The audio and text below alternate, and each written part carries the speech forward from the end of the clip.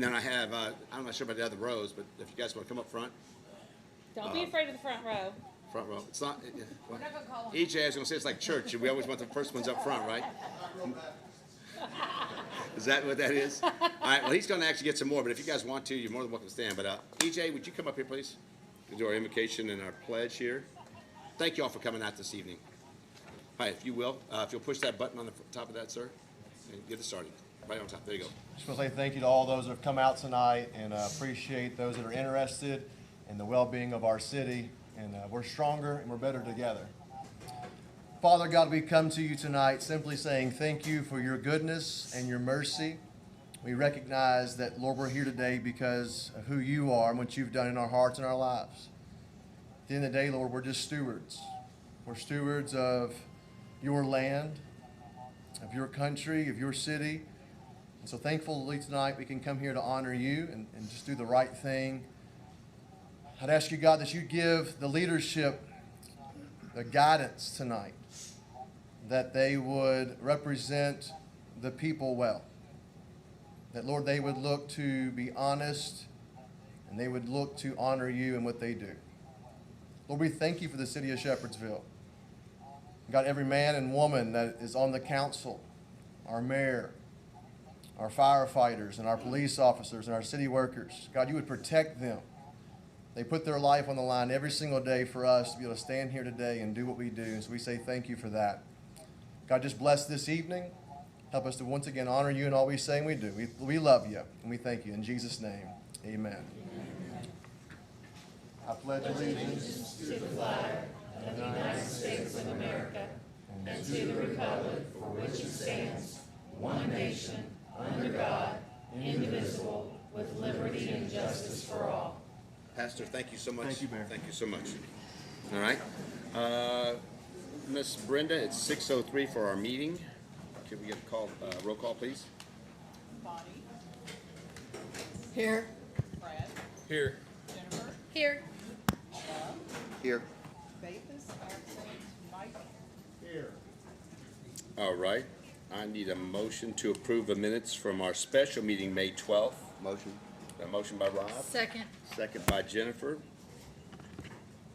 Miss Brenda? Mike. So you want to abstain? Okay, Rob, Yes. Jennifer, Yes. Brad, Yes.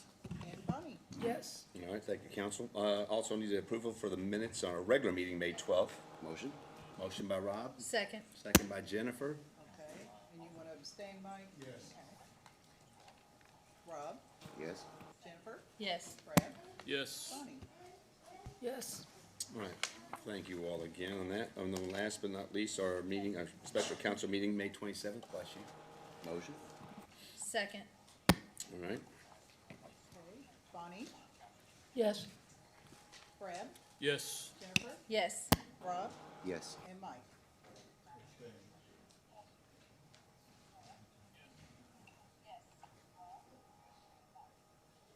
All right. All right. Old business, and we have a pretty lengthy day, so I appreciate everybody being here. Obviously, we've got some seat accommodations to have everybody, if you would like to be able to stay out of the exit out there as far as the hallway back there. If you can get everybody to come in and have a seat. I don't want to keep that crowded back that area there. I see we have it on both sides here. Fire department over there, all right. Do we have any more chairs you guys want to sit out there or figure out some way? It looks like there's a bunch of chairs right here.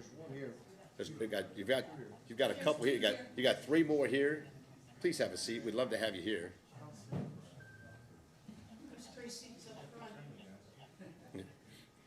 Now, who doesn't want to sit with EJ? I see. Make that man sit with him right there. All right. Well, thank you all. Glad to have you here. All right. With that said, we have our second reading of our ordinance 025008. This is the annexation piece on South Preston. Ms. Catherine, would you get us started on that, please? City of Shepherdsville, Kentucky, ordinance number 025008, an ordinance pursuant to KRS 81A.412, annexing into the City of Shepherdsville, Bullitt County, Kentucky, by consent of all property owners, a parcel of real estate currently owned by Field of Grace Independent Baptist Church, Inc., consisting of 15.797 acres more or less, located at and known as 6275 South Preston Highway, Shepherdsville, Bullitt County, Kentucky, having parcel ID 048-000-00017A, as more particularly described and illustrated in and on exhibits to this ordinance. Sponsored by Councilmember Brad Whitaker. Summary. Section 1 sets forth a description of the property which is the subject of this ordinance as real estate consisting of 15.797 acres, more or less, located at and known as 6275 South Preston Highway, Shepherdsville, Kentucky 40165, parcel ID 048-000-00017A, conveyed to Field of Grace Independent Baptist Church, Inc., in Bullitt County Deed Book 1077, page 594, hereinafter property. Section 2 incorporates by reference the exhibits that describe and illustrate the property. Section 3 sets forth that the property is adjacent to the city's boundaries and is urban in character and suitable for development for urban purposes. Section 4 sets forth that the owner of record of the property has given prior written consent and that the city enacts a single ordinance annexing the property. Section 5 sets forth that the property is annexed into the city limits of the city of Shepherdsville. Section 6 sets forth that after annexation, the property will remain subject to the same land use restrictions as applied by the Bullitt County Fiscal Court prior to annexation. Section 7 sets forth the severability clause. Section 8 sets forth the repeal of prior ordinances in conflict with this ordinance. Section 9 sets forth the publication requirement. All right, obviously, we discussed this, we had our first reading in our May meeting for all councils. I don't, if there was any other questions about this. I know we have people from Field of Grace here. I don't know, is Chris Dickey? Yes, yep. Oh, there he is back here. Okay, I just want to make sure, because obviously you're an interest party. I don't know if there was anything else, Ms. Bonner? Okay, I've done a lot of thinking about this, and we've talked with, police and fire, and,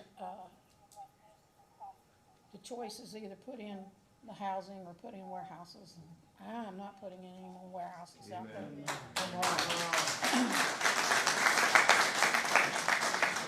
I don't like the fact that it's a little far from our fire department and our police. The mayor has agreed that we're working on a project to find a way to get something out there as soon as possible. We're looking at maybe seeing if one of the warehouses will let us put a truck out there to keep out there until we can buy a piece of property to put our own building out there. But those people deserve as much protection as everybody else. So I have changed my opinion and my vote on this. And I just wanted to explain what we're doing and why we're doing it, or at least that's how I feel. I don't know about everybody else. No, I appreciate that. I do want to add one thing. We have already, two things that we've worked on already. The chief has actually started working on the truck. So we are looking to bring on another fire truck. It's probably gonna take 3 or 4 years, chief, how, the timetable on that? Somewhere in that range. And then we also have the staff already in place. We have a grant now that we actually fund our 12 additional firefighters. We're able to keep that staff. And so even though we may not need it right away, but we're planning for that. And as Bonnie mentioned, one of the things we are gonna reach out to some of our industrial partners out there to donate some land for us to build a firehouse out there. Because that's just gonna expand that south piece as a housing piece that's an integral part to the city. So I wanted you all to know that as well. And it also will allow for some police officers to be out there too. Yep. We will make room for them in there as well.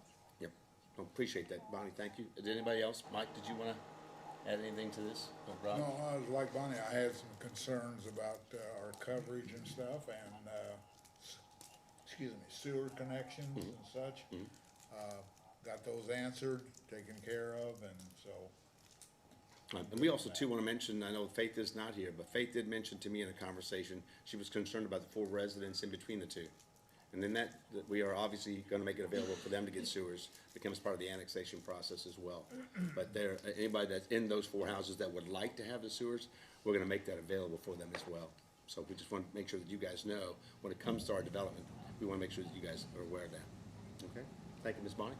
Thank you, Mike. Rob? So for me, just as we had in Highway 44, and we're in a situation where it's almost where we can't widen that. I don't want to be in that same situation down on 61. So for me, the infrastructure is not there already, and that's my concern. We do not have I don't want to spread the fire department out, the police department out, and we don't have anything there now. Well, we have, obviously, it's a half-mile difference in looking at the two, but also on that piece, that is part of an expansion that the state is looking at, 61, 4 lanes, at least to 245. That's gonna happen, but it's not in the same situation as 44, but I appreciate that. But Jennifer? I'm with Rob. I think that we're spreading all this annexation is spreading the current residents that we do have, it spreads their services way too thin. And I really feel like we need to step back, look at what we're doing, and figure out when, like I told you, when we have a discussion about building, when we have that building plans to build a firehouse, to build a police station, to pave our roads, not spot pave, but literally pave our roads, then I feel like annexation is a possibility. But right now, I think we're just spreading our services way too thin, and we're not taking care of the citizens that we currently have within our city boundaries. Within the comprehensive plan, such as the paintball asylum, I'm not opposed to the paintball asylum, but according to the 2015 comprehensive plan, there was supposed to be a road that went through there. We're running out of room to put infrastructure. So 61 is not, 44 and 61 are not in our control. There is a plan from Mount Washington to Shepherdsville. They are gonna put a center lane in there. I don't think that's a great answer, but it's a better answer than they've had. It looks at probably, like I said, 6 to 8 years before it gets to this part of the town. You've seen the rate of development on Mount Washington side.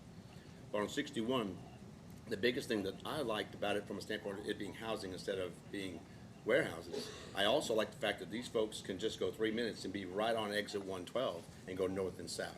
They're not coming in and affecting the traffic that's on 116 and 117. They still have the liberty of coming right there on 112 to go at, which dissipates the traffic issues that we always concern ourselves with. It's not in a floodplain area, and plus the fact we're building houses, which we all know. We talk to all the real estate agents here locally. They'll tell you the number one thing is we have no inventory, and it's not just Shepherdsville. It's Bullitt County. It's nationwide.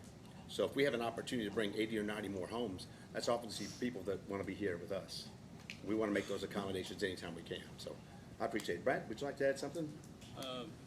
Yeah, I mean, when we first started the conversation, the concern was, are we spreading our infrastructure and our services too thin? I think we've come up with a plan to address that. I understand the concerns that Rob and Jennifer are bringing up, but at the end of the day, I think we all know, I mean, we've said from the get-go, housing is a concern. And if we've got a developer willing to build housing, I think the support is there for it. Much more so than an industrial development, for sure.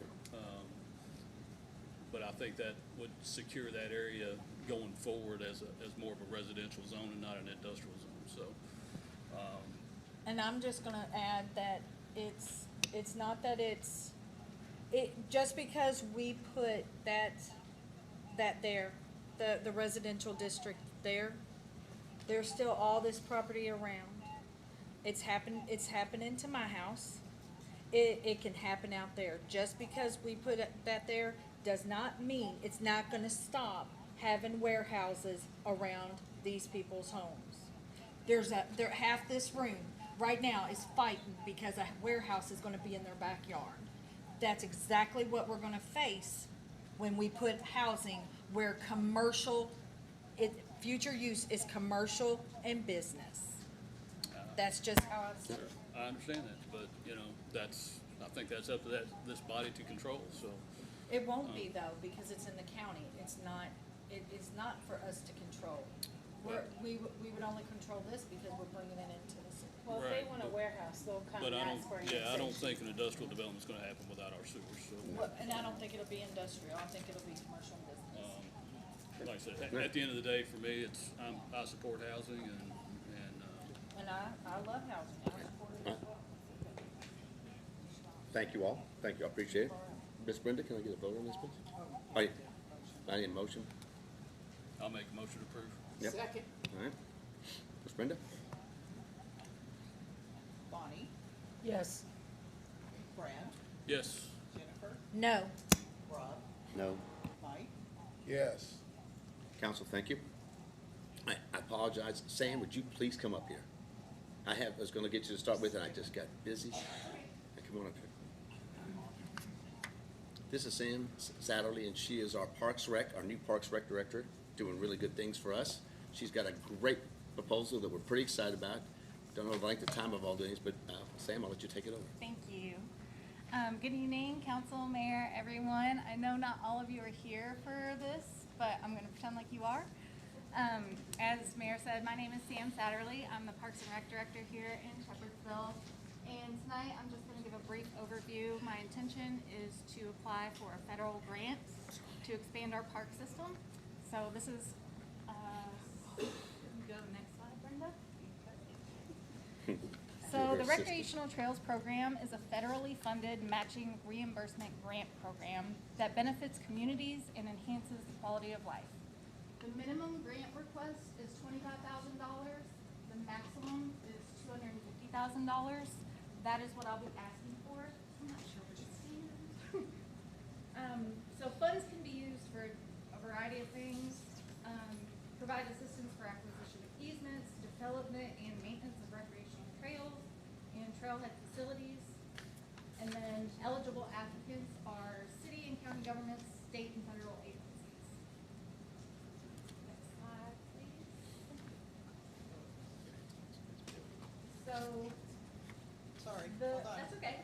The Greenwell Trail Park project is a nearly 35-acre public space located at 149 Orion Drive in the Cedar Grove Business Park. If you're familiar with Fire Station 2, this property is located right behind it. The property features 2 scenic lakes, a wooded area, a walking path, and a historic cemetery. Next slide, please. The park is ideal for passive recreation, so walking, fishing, bird watching, picnicking. The trail system was originally built in 2004, but right now it is in significant disrepair. So this project will support both community use and nearby business park use. The city of Shepherdsville is seeking the Recreational Trails Program grant for Phase 1 improvements. Next slide. The ultimate goal is to restore, improve, and expand the trail network to enhance safety, accessibility, and overall user experience. The project scope includes reconstruction and repairing the trail system that currently exists, repairing or replacing the 4 pedestrian bridges, and then installing proper trailhead facilities. So that's going to include public restrooms, trail marker and kiosks, entrance gate and parking, and then boat launch upgrades, and that'll be for non-motorized boats. Next slide, please. So future plans, that's not going to be part of this request. That's going to include enhancements to the historic cemetery. You're talking new fencing, educational signage and plaques, and then ongoing preservation efforts. This park will serve as a key connector in a larger trail network, linking other parks and public green spaces. The Greenwell Park has been a quiet and well-loved resource in our community, and with this funding, we aim to enhance accessibility, safety, and connectivity for all users. I am committed to making this park a cornerstone of passive outdoor recreation in Shepherdsville. And final slide. At this time, I can take questions or comments. I did print out concurrence forms. There's a stack back on the back table. So whether you agree or disagree, please fill that out. I might have to go make some more copies, but. Well, we'll get some updates on that. Part of the thing is we're looking at, we've got a 5K in the park. She's got this working at, we're looking at a bike trail that can actually be done from the park itself all the way to Bernheim. So there's all kinds of these type of things we're trying to get. We have to get with, I think it's Steve Henry and his group that does a lot of conservation projects. We're trying to figure a way to make that connectivity work. We know that that's obviously a big opportunity for our community to have these type of things that other communities we see have. But I think she's done an outstanding job. This is going to be a big deal. We're working on the grant piece. Depending on how that piece comes in, I'll come back to the council. We're talking about this is not a project that's in the budget. So what we'll do is once we find out exactly what money we got. If I may. Yes. So the reason that that's not included in this coming budget, we will not find out until the end of the year. It's not going to go to the advisory board until the fall. And then by summer 2026, that's when we'll have like a notice to proceed. Okay. All right. Council, any questions or anything? I think this is really exciting. This is awesome. Yep. Yeah, Thanks, really it is good. We're Thank very you. proud of you. Thank you so much for doing it. Thank you, Sam. Thank you. All right. Oh, yes, ma'am. Absolutely. This grant money, will it be used to upgrade what's already there? Yes. And to, So, yes. So if you're familiar with that part, Yes. yeah, there's bridges out there that are just completely washed out, some of the trails washed out, so it's gonna be used to repair all that. Yes, sir. It is, yes. The city of Shepherdsville acquired this property in 2003, and then we built trails in 2004. Since then, they kind of went to disrepair. You have the resolution. thank you very much. You're very welcome. All right. Sam, thank you. We are going to now read the resolution, Ms. Catherine. Thank you, Sam. City of Shepherdsville Resolution 202501, a resolution by the City of Shepherdsville, Kentucky authorizing compliance with the grant application process of the Department for Local Government Recreational Trails Program Grant. Whereas the City of Shepherdsville proposes to acquire, develop, and/or renovate recreational resources to provide for the health and well-being of the general public, and whereas the City of Shepherdsville intends to make application to the Department for Local Government for assistance under the Recreational Trails Program, and whereas the Recreational Trails Program is limited to funding a maximum of 80% of proposed project costs estimated at $407,215. Now therefore be it resolved by the City Council this 9th day of June 2025 as follows. 1, that the City of Shepherdsville hold in reserve 20% of the proposed project costs for the purpose of matching the Recreational Trails Program assistance. And 2, that in the event a grant is awarded, the City of Shepherdsville understands that it will sign assurances to comply with all applicable federal and state laws, rules, and regulations, especially Title 6 of the Civil Rights Act. That's sorry. In Section 504 of the 1973 Rehabilitation Act, this resolution will become effective immediately upon passage. Thank you so much. Do we need a note, because that was new business and we were on old I know. business? I just wanted, I don't see anybody yelled at me. I was just trying to get Sam finished up because we had so much to do with all these other ordinances that I told Sam we'd try to get it done real quick. So we are going to do that. Sorry about that. That's my fault. All right. So we need a motion to accept this resolution. Motion by Bob. Second. Second by Rob and Ms. Brenda. Mike, Yes, Rob, Yes. Jennifer, Yes. Brad, Yes. Bonnie. Yes. All right. Council, thank you so much for this. I'm excited for what we're going to be doing there. All right. We'll put Ms. Catherine back on track here. 5.2. City of Shepherdsville, Kentucky, ordinance 025009, an ordinance approving the tentative collective bargaining agreement for the Shepherdsville Police Department personnel within the city limits of the City of Shepherdsville, Bullitt County, Kentucky, sponsored by Councilmember Faith Portman. Summary, Section 1, sets forth that the City Council has been presented with a tentative collective bargaining agreement hereinafter CBA for the Shepherdsville Police Department personnel. Section 2 sets forth that the City of Shepherdsville and Fraternal Order of Police Lodge 80 desire to enter into a 3-year CBA regarding the terms of employment for the Shepherdsville Police Department personnel with a term beginning on July 1, 2025 and ending on July 1, 2028. Section 3 sets forth that the CBA attached as Exhibit A to the ordinance is approved. Section 4 sets forth that the CBA shall become a binding contract upon passage and publication of the summary. Section 5 sets forth a severability clause. Section 6 sets forth the repeal of prior ordinances in conflict with this ordinance. Section 7 sets forth the publication requirement. All right, thank you. All right, I know that we've actually met and talked to Chief, and you guys did that. I think every time that we have collective bargaining, we didn't do it. Got some people leaving here. So I want to make sure for you guys, you've spent some time with Chief and his staff and Josh. I think Josh is here. I saw him somewhere. Yeah. Thank you, Josh. back Really there. appreciate you guys working with the council. I think it's a great way to format this as far as them really understanding what you guys want. And Chief, I think he expressed what the city side of it. That's what collective bargaining is all about. So I know we've talked about it. You guys have got it out there. So I do need a motion to approve the collective bargaining. Second. Ooh, look at that. I have to give that to Jennifer. I'm gonna give it to Jennifer. It was close. Look at the replay. Let's look at the replay. That's close. I think Jennifer had you. Bonnie, Yes. Mike, yes, Brad, Yes. Rob, Yes. Jennifer. Yes. Council, thank you on that. All right, 5.3, general fund. All right. City of Shepherdsville. Congratulations, guys. Yeah, yeah. City of Shepherdsville, okay. We're glad. It gives you a break. Yeah. City of Shepherdsville, Kentucky, ordinance number 025010, an ordinance adopting the City of Shepherdsville, Bullitt County, Kentucky annual budget for fiscal year July 1, 2025 through June 30th, 2026 by estimating revenues and resources and appropriating funds for the operation of city government. Sponsored by Councilmember Bonnie Enlow, whereas an annual budget proposal and message has been prepared and delivered to the City Council, now therefore be it ordained by the City of Shepherdsville, Bullitt County, Kentucky, Section 1. The annual budget for fiscal year beginning July 1, 2025 and ending June 30th, 2026 is hereby adopted as follows. Resources available in general fund. Transfer in ARPA and bonds, $16 million. Funds carried forward, $4,800,000.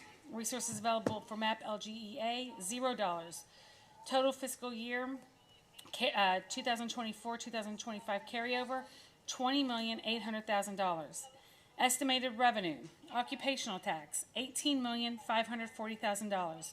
Property tax, $3,600,000. Insurance tax, $1,600,000. Other taxes, $276,000. Franchise tax, $112,000. Incentive pay, $409,352. Business licenses, $111,000. Inspection, building permits, and plan review, $36,000. Liquor licenses, $23,000. Police, court, warrant, and reports, $19,000. Administrative services, $90,000.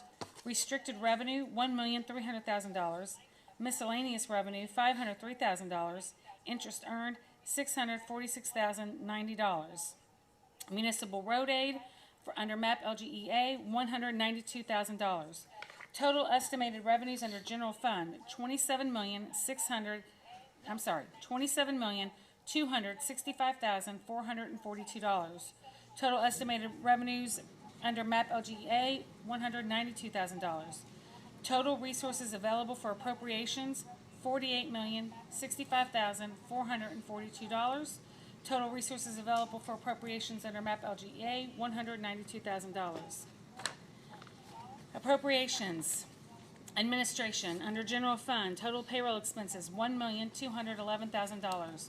Total employee expenses, $266,000. Total department operating expenses, $1,642,050. Total facilities and equipment expenses, $76,000. Total contractor fees and services, $452,800. Total capital expenses, $801,000, $332. Included in the admin capital expenses are principal on $30 million loan. Total administrative under general fund is $4,449,182. Total appropriations for capital expenses under MAP LGEA, $192,000. Public Works includes parks and recs. General fund, total payroll expenses, $1,015,000. Total employee expenses, $290,000. Total department operating expenses, $373,000. Total facilities and equipment expenses, $250,000. Total contractor fees and services, $60,000. Total capital expenses, $7,404,000. Public Works capital expenses include all-inclusive playground, filtration and restroom building, amphitheater, town square development, sidewalks and road repairs, and drainage projects. Total for Public Works is $9,392,000. Fire, under general fund, total payroll expenses, $5,665,001. Total employee expenses, $1,298,296.46. Total department operating expenses, $414,874. Total facilities and equipment expenses, $489,328.54. Total contractor fees and services, $88,500. Total capital expenses, $778,305. Fire capital expenses include dorms, update and redesign, restrooms, update and redesign, update cascade system, boat motor, handheld radios, update gear, washer and dryer, replace and update hoses, nozzles and appliances, SCBA cylinder rotation, and slide outs for command cars. The total fire department appropriations is $8,734,305. Police appropriations under general fund. Total payroll expenses, $5,902,376. Total employee expenses, $983,798. Total department operating expenses, $582,554. Total facilities and equipment expenses, $787,127. Total contractor fees and services, $21,000. Total capital expenses, $70,000. The police capital expenses include IT equipment and systems. The total police department appropriations is $8,346,855. Council, total payroll expenses, $90,400. Total employee expenses, $64,085. Total department operating expenses, $27,470. Total council, $181,955. City and Capital Park expansion. Total facilities and equipment expenses, $0. Total contractor fees and services, $1 million.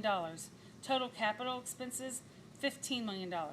City and park capital expenses include aquatic center and skate park.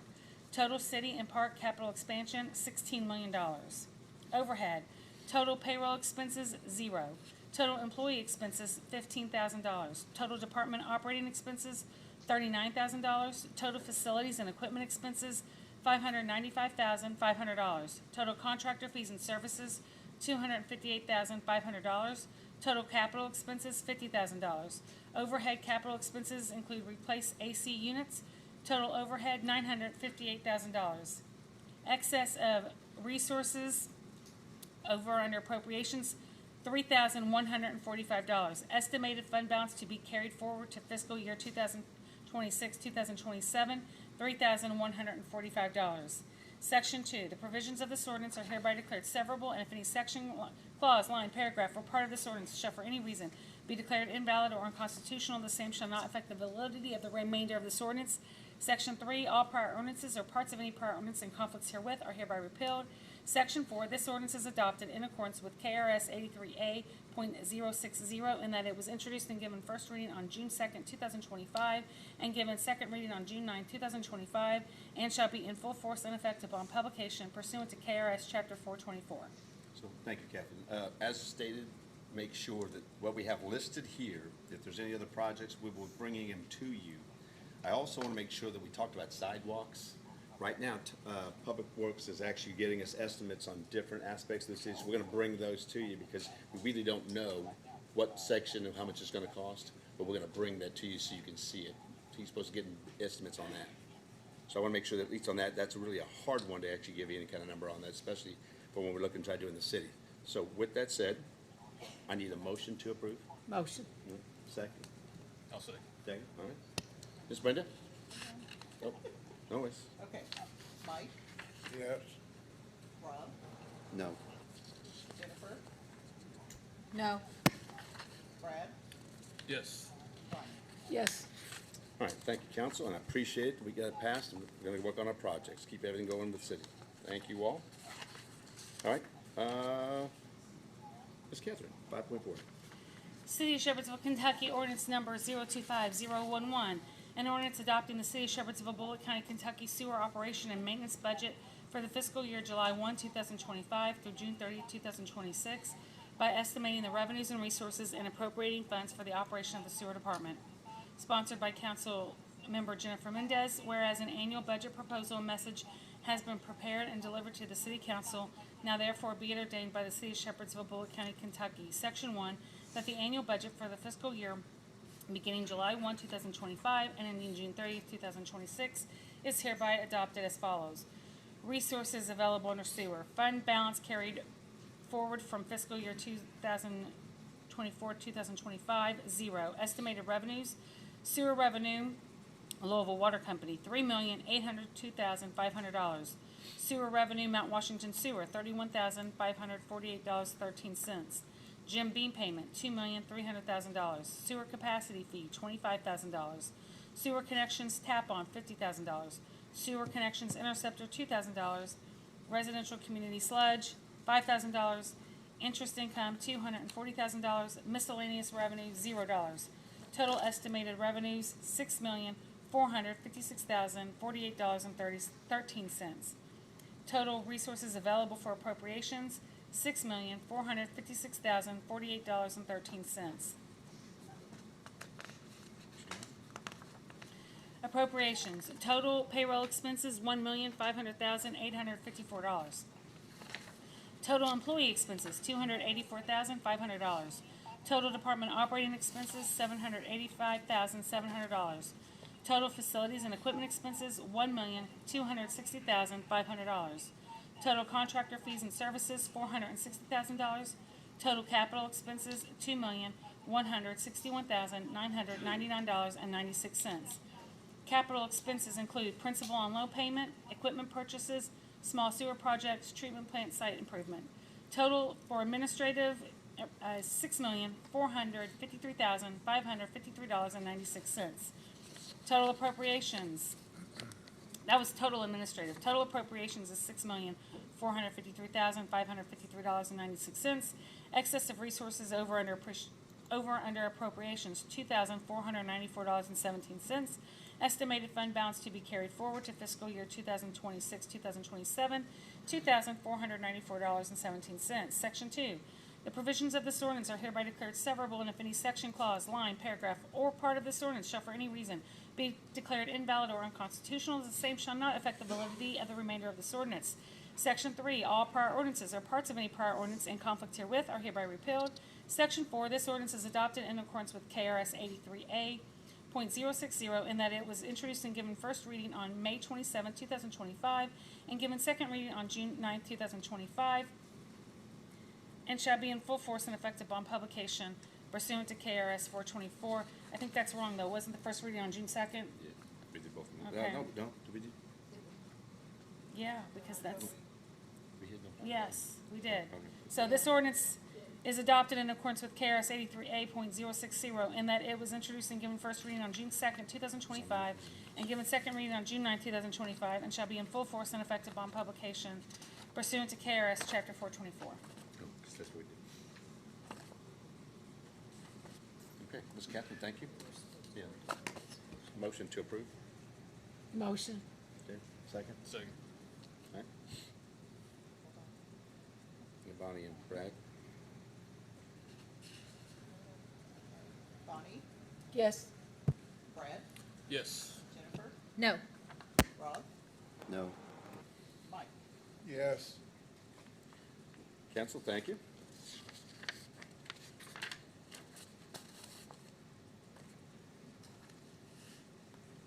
All right, oh, yeah, the next one here is, this is,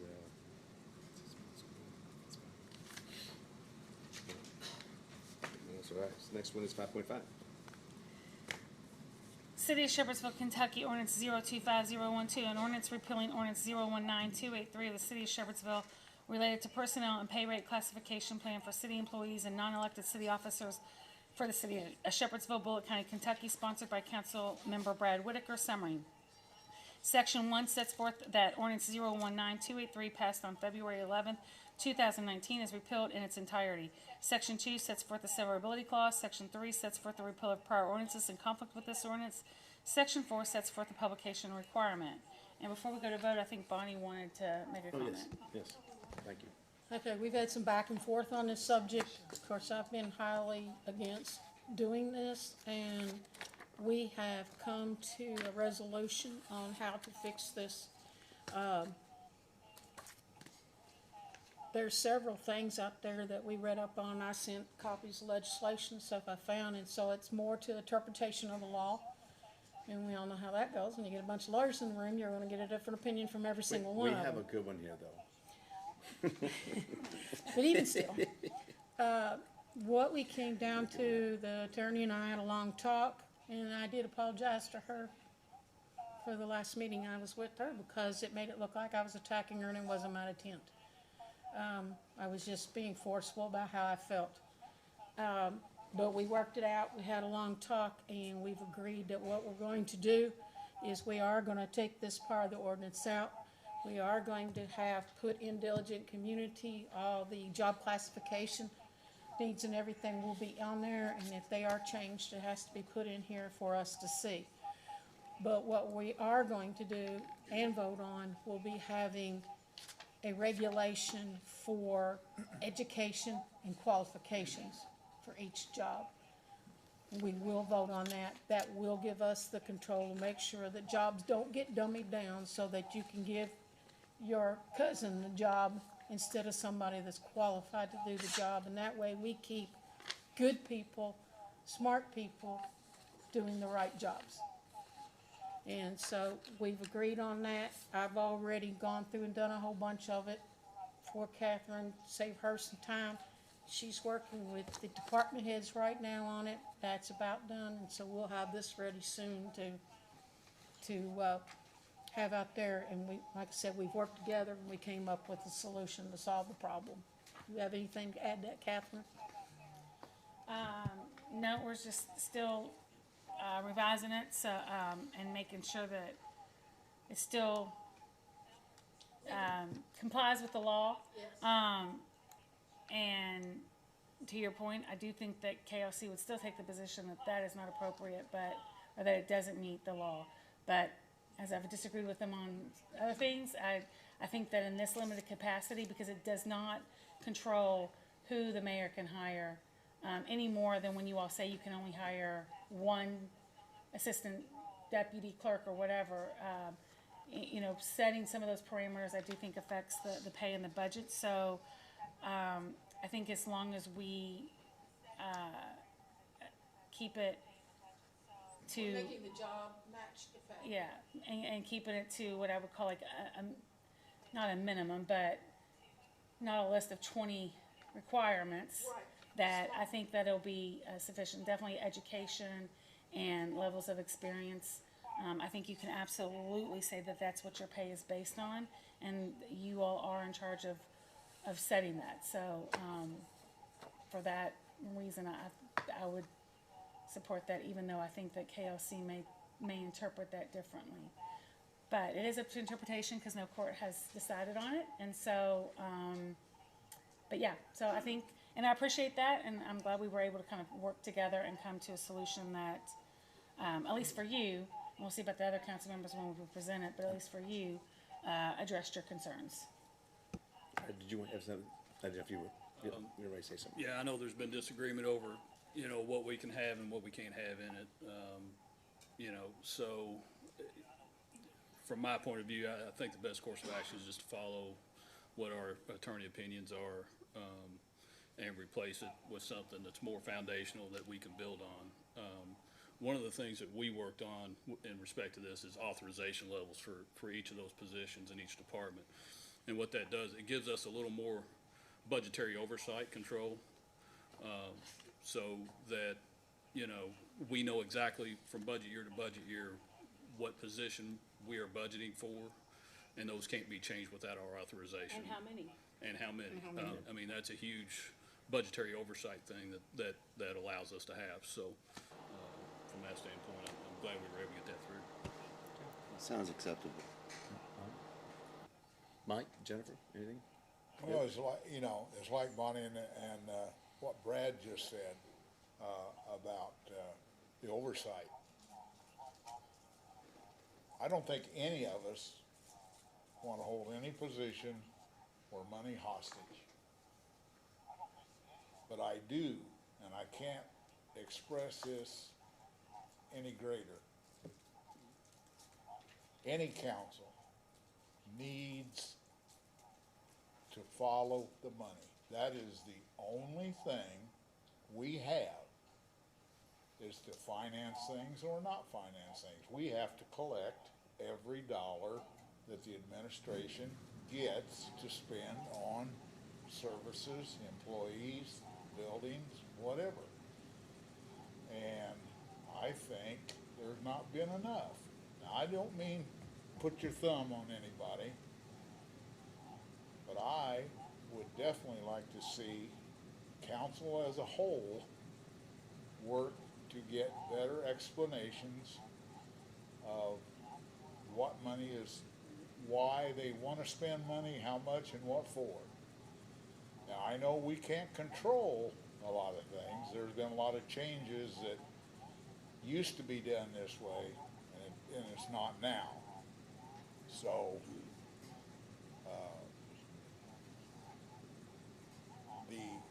voted for the budget. We need to get that in place for January 1st. But, quite frankly, there's that word amendment. You can come back at any time and adjust what's there. I know you like to hear that.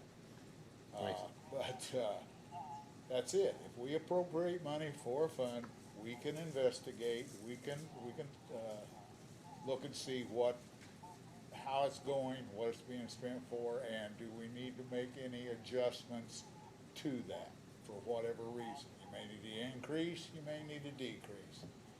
And I think there needs to be more emphasis put on that oversight as a council. Mike, make sure- Share the Yeah, information. make sure you guys utilize those monthly reports. Yeah. Anytime you see something in there, you can get all the invoices for that. You get that monthly, you get the itemized of the 30 million, and you get all of our bank accounts. So utilize that first, and if you need more information, we'll be glad to give it to you. Thank you, Mike. So, Anything else? Okay. Thank you, Mike. I appreciate it. I need a motion. Motion. Second, please. I'll second. Second, all right. Ms. Brenda? Rob, Yes. Jennifer, Yes. Brad, Yes. Mike, yes, Bonnie. Yes. Thank you, Council. Hey, Ms. Catherine? 5.6. City of Shepherdsville, Kentucky, ordinance 025013, an ordinance adopting a personnel and pay rate classification plan for city employees and non-elected city officers for the city of Shepherdsville, Bullitt County, Kentucky, sponsored by Councilmember Brad Whitaker. Summary. Section 1 sets forth that the ordinance establishes the positions, minimum and maximum base pay rates, and the authorized staffing levels for the appointed officers and employees of the city of Shepherdsville.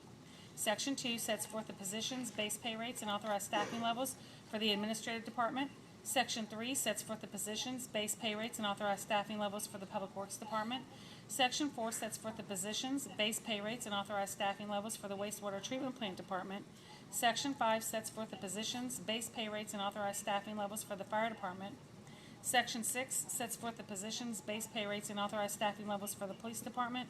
Section 7 sets forth the longevity-based pay for the Administrative Department, Public Works Department, and Wastewater Treatment Plant Department. Section 8 sets forth that this ordinance does not allow or permit a department to exceed said department's total payroll expenses as set forth within the applicable budget in effect. Section 9 sets forth the positions that are included and excluded as classified civil service positions. Section 10 sets forth the severability clause. Section 11 sets forth the repeal of prior ordinances in conflict with this ordinance. Section 12 sets forth the publication requirement. All right, Ms. Catherine, thank you so much on that. All right. Any questions? This is actually replacing. This is what we're putting in place as far as the minimum, maximum levels, the staffing levels, which is real critical. I know, Brad, you made a big emphasis on that, and I appreciate that. All right, and I truly understand that piece as much as we've talked about that.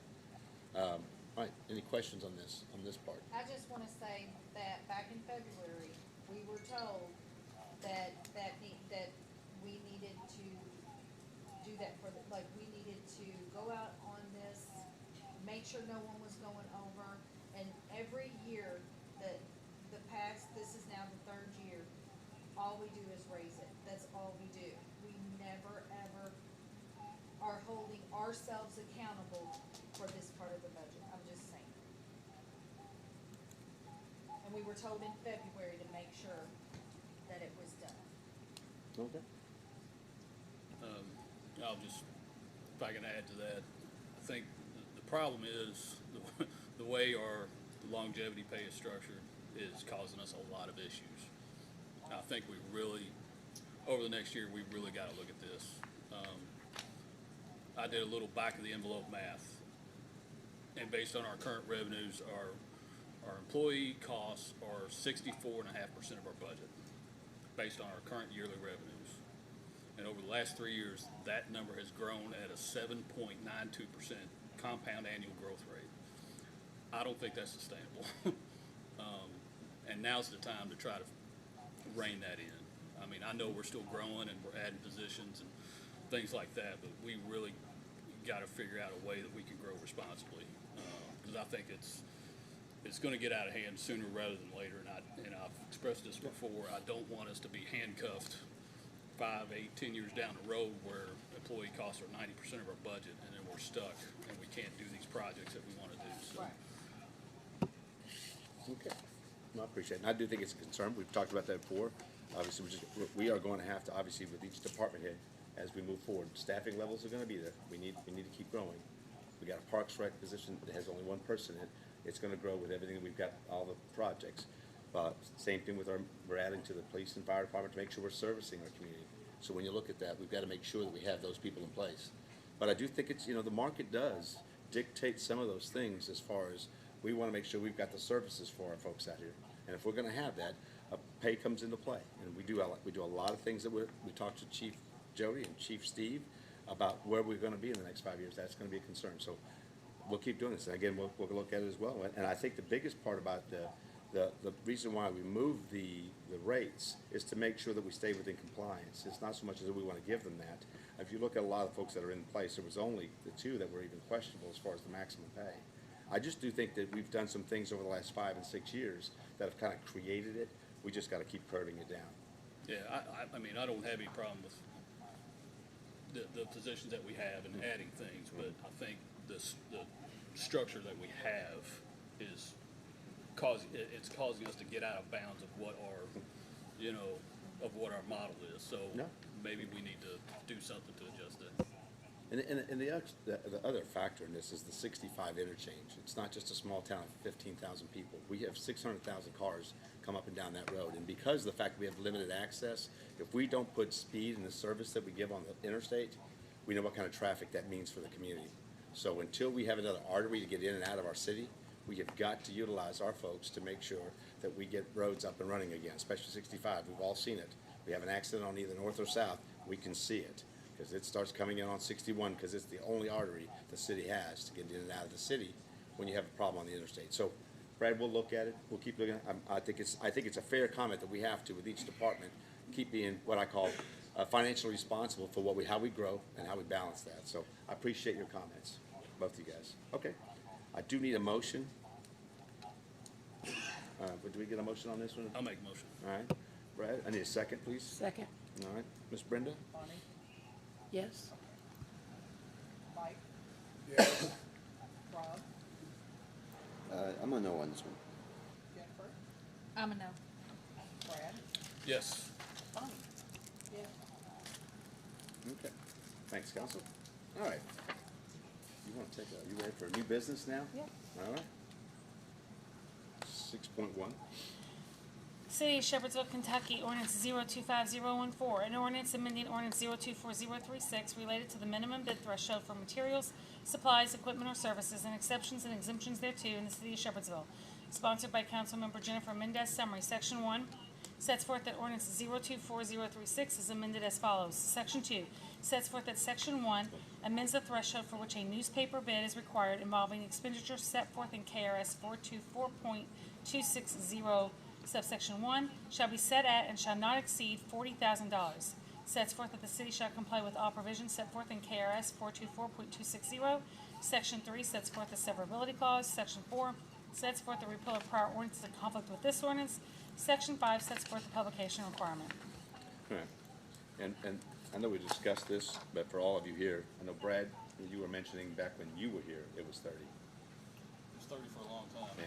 So I think when the state legislature did this, they did it to actually speed up the efficiency of government because of the cost of materials, the cost of labor over the last 20 years. Those things have to be in place or you continue to slow down the process of government. And I appreciate it that we've got something put on the table that I think what we'll do every year, and this is what Jennifer has here. All this is, yeah, I was gonna say, all it's doing is saying that Every year. our minimum bid threshold does not just automatically change with the state's Yep. minimum bid. We vote for that. Yep. That is our vote. Not a problem at all with that. All right. Thank you. All right, need a motion on that? Oh, that's just the Oh, first no, read. it's first read. First read. Sorry, Jennifer, I was getting ahead of myself. All right, 6.4.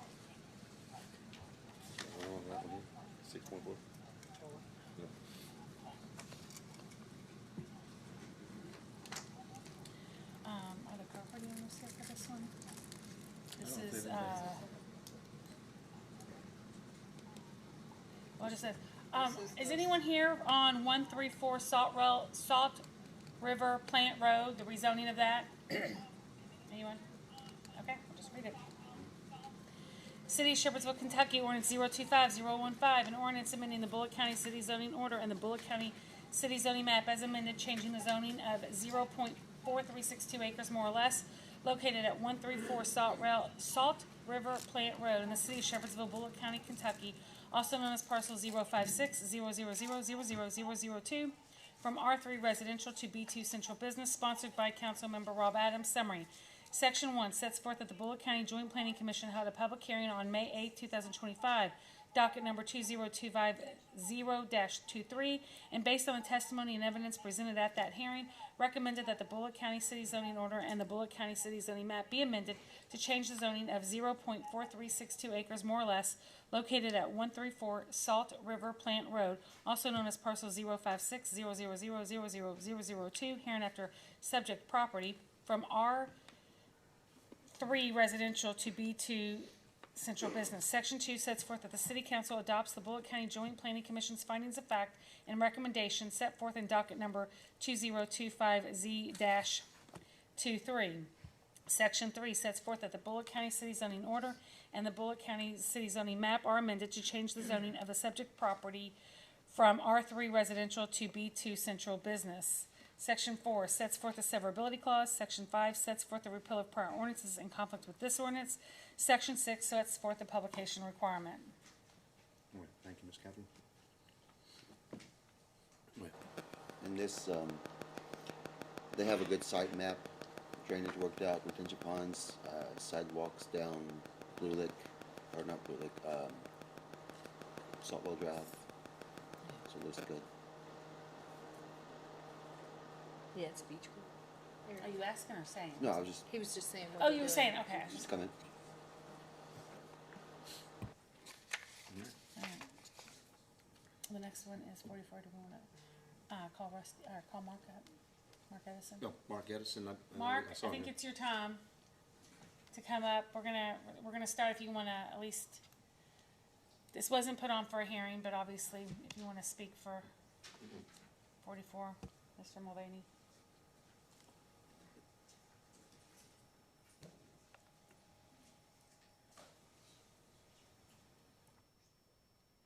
Thank you, sir.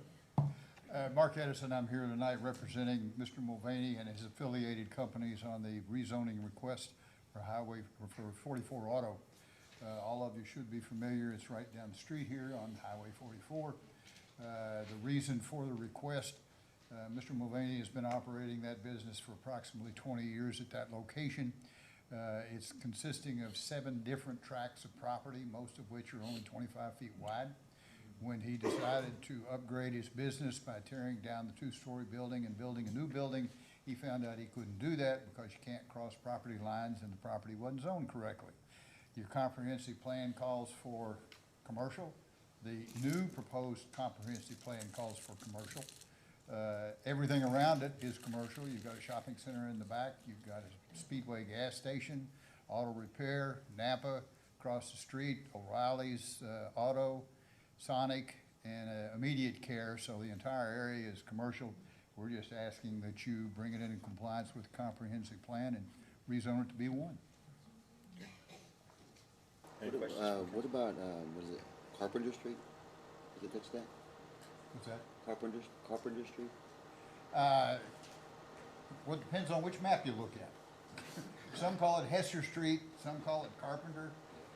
It wraps around, I always thought it was Hester that ran down between the shopping center and the property there in the front, but I noticed on one of the maps it calls it Carpenter. Okay. So it's the big grassy area behind, right behind, Speedway? No, the 44 Auto is right in front. He owns back one lot that goes out onto Hester Street. That all of that would be incorporated into the B1 for the 44 Auto. Okay. It's not his where it looks like they're doing all the work behind the Speedway right now. That's not it. That's included not in it. this. Any other questions? Just Is he gonna end up combining all those little pieces of property into one? Yes. Yes. That's good, I've already got the deed prepared, we're just waiting to get the zoning done. cause he's got a lot of little bitty pieces of property. So, It'll turn out to be one tract of 2.88 acres. Okay, so then once that's resolved, then he can build a building that was once that's resolved, he can build a building that, Yeah, because there won't be any property lines internally anymore.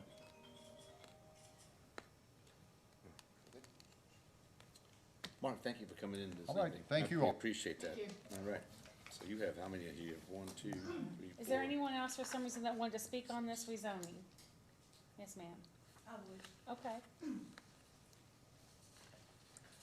Joe Kaufman, and I'm from Shepherd's Hill, and Mr. Mulvaney, we know him Mulvaney. personally because, my husband coached his son, but I know in the past, we've had a lot of tracks here and there, and I think it would be a good idea to go ahead and pass this for him to do the one building, because he does keep his place very nice, neat, and he's been here for such a long time, so, and like I said, I know him personally, and he's a very good, upstanding citizen of Shepherdsville.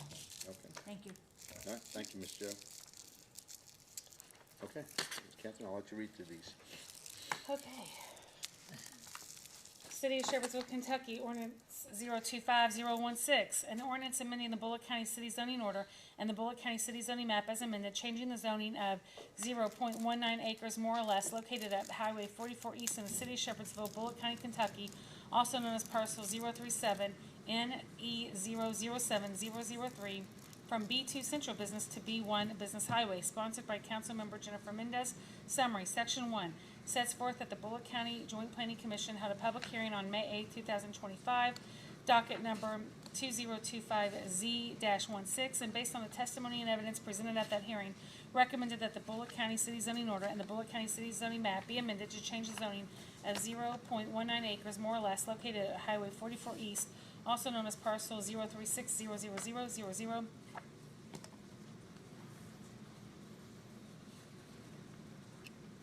right, hang on. Hang on 1 second.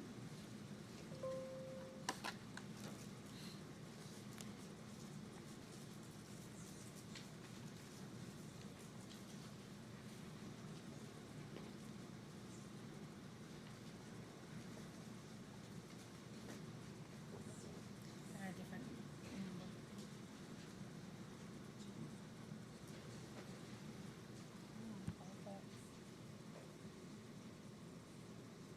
Okay, yeah.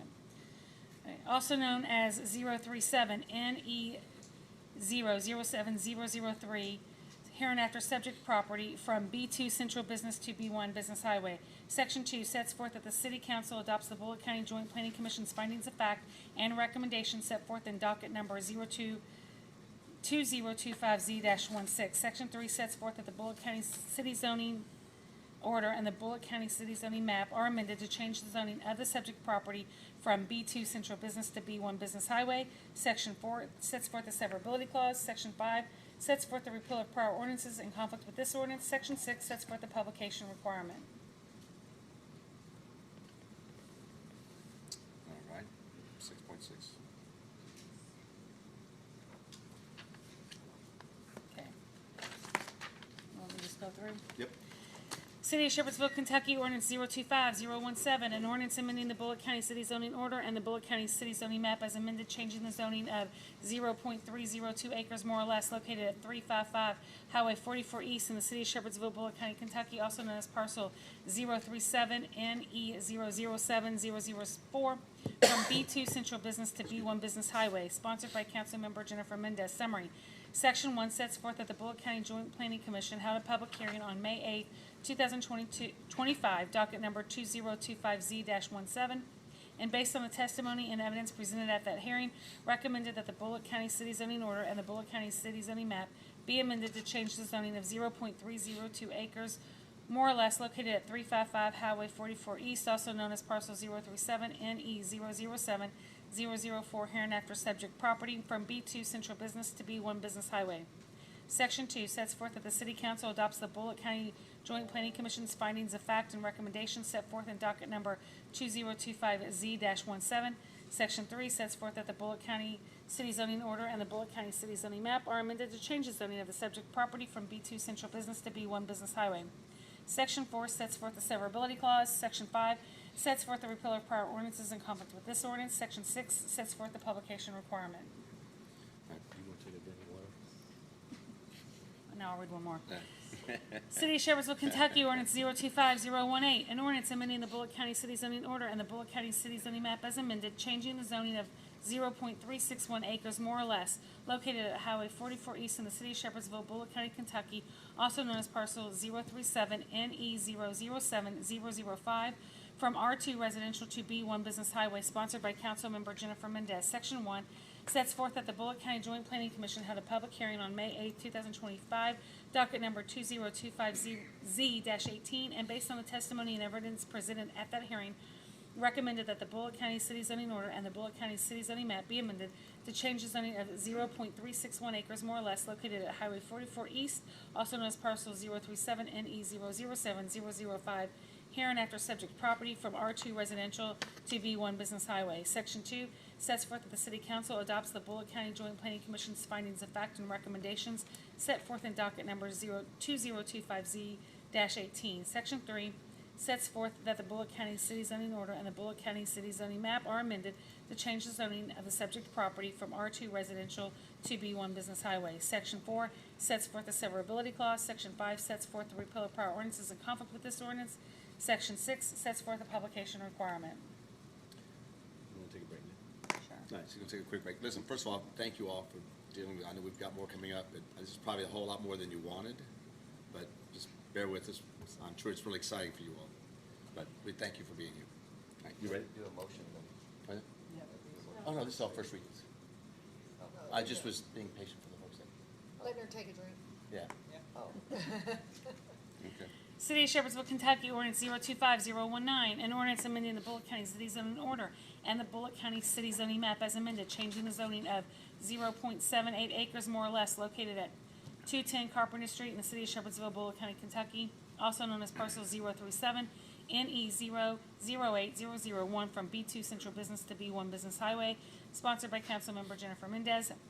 Summary. Section 1 sets forth that the Bullock County Joint Planning Commission held a public hearing on May 8, 2025, docket number 2025Z-19, and based on the testimony and evidence presented at that hearing, recommended that the Bullock County City Zoning Order and the Bullock County City Zoning Map be amended to change the zoning of 0.78 acres more or less located at 210 Carpenter Street, also known as parcel 037NE008001, hereinafter subject property, from B2 Central Business to B1 Business Highway. Section 2 sets forth that the City Council adopts the Bullock County Joint Planning Commission's findings of fact and recommendation set forth in docket number 2025Z-19. Section 3 sets forth that the Bullock County City Zoning Order and the Bullock County City Zoning Map are amended to change the zoning of the subject property from B2 Central Business to B1 Business Highway. Section 4 sets forth the severability clause. Section 5 sets forth the repeal of prior ordinances in conflict with this ordinance. Section 6 sets forth the publication requirement.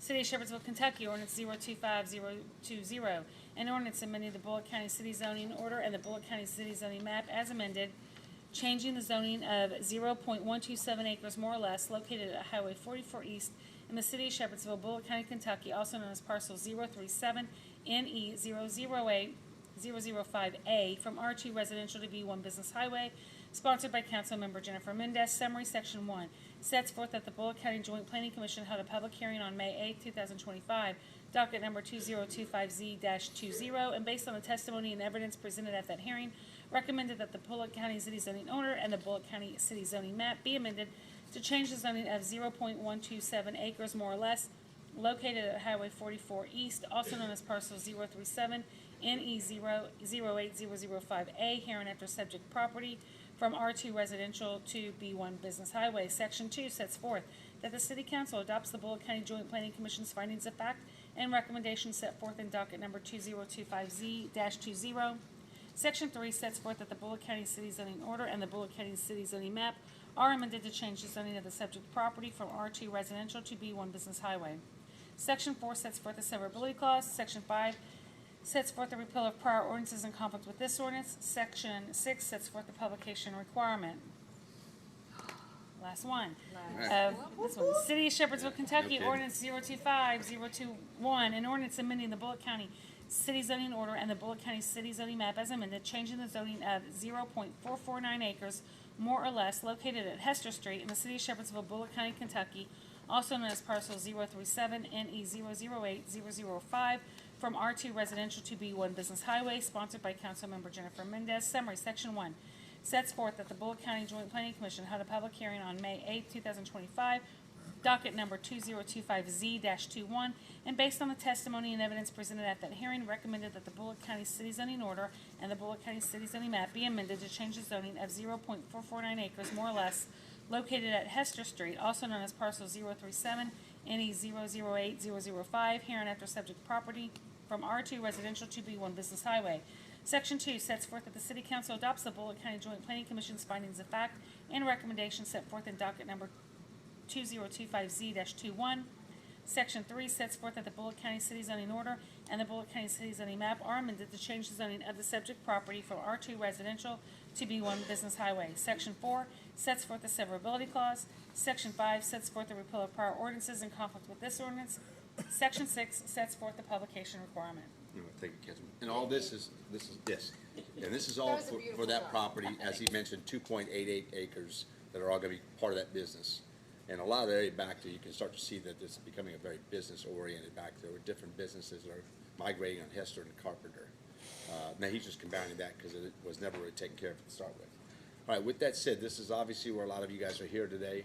And what we would like to do, and obviously we didn't have a sign-up sheet, but that doesn't matter. As I've mentioned to most of you, however you want to come up and speak when we have you guys speaking, but I would like to start with Prologis. They would like to make a presentation with their team on what they would also to bring to you guys. As a city, we always entitle people to come and make their presentations, so if you guys want to, the whole group come up, Eric, and however you want to bring up for the audience here. A lot of these folks are from the two different areas. You all remember Eric probably from the first meeting, but obviously want you guys to, Emily, good to see you again. If you guys want to click on the button there. I don't know what else that you would need, but you got your hook up there and want to show what you're going to do. Yes. Well, thank you, Mayor, members of the council.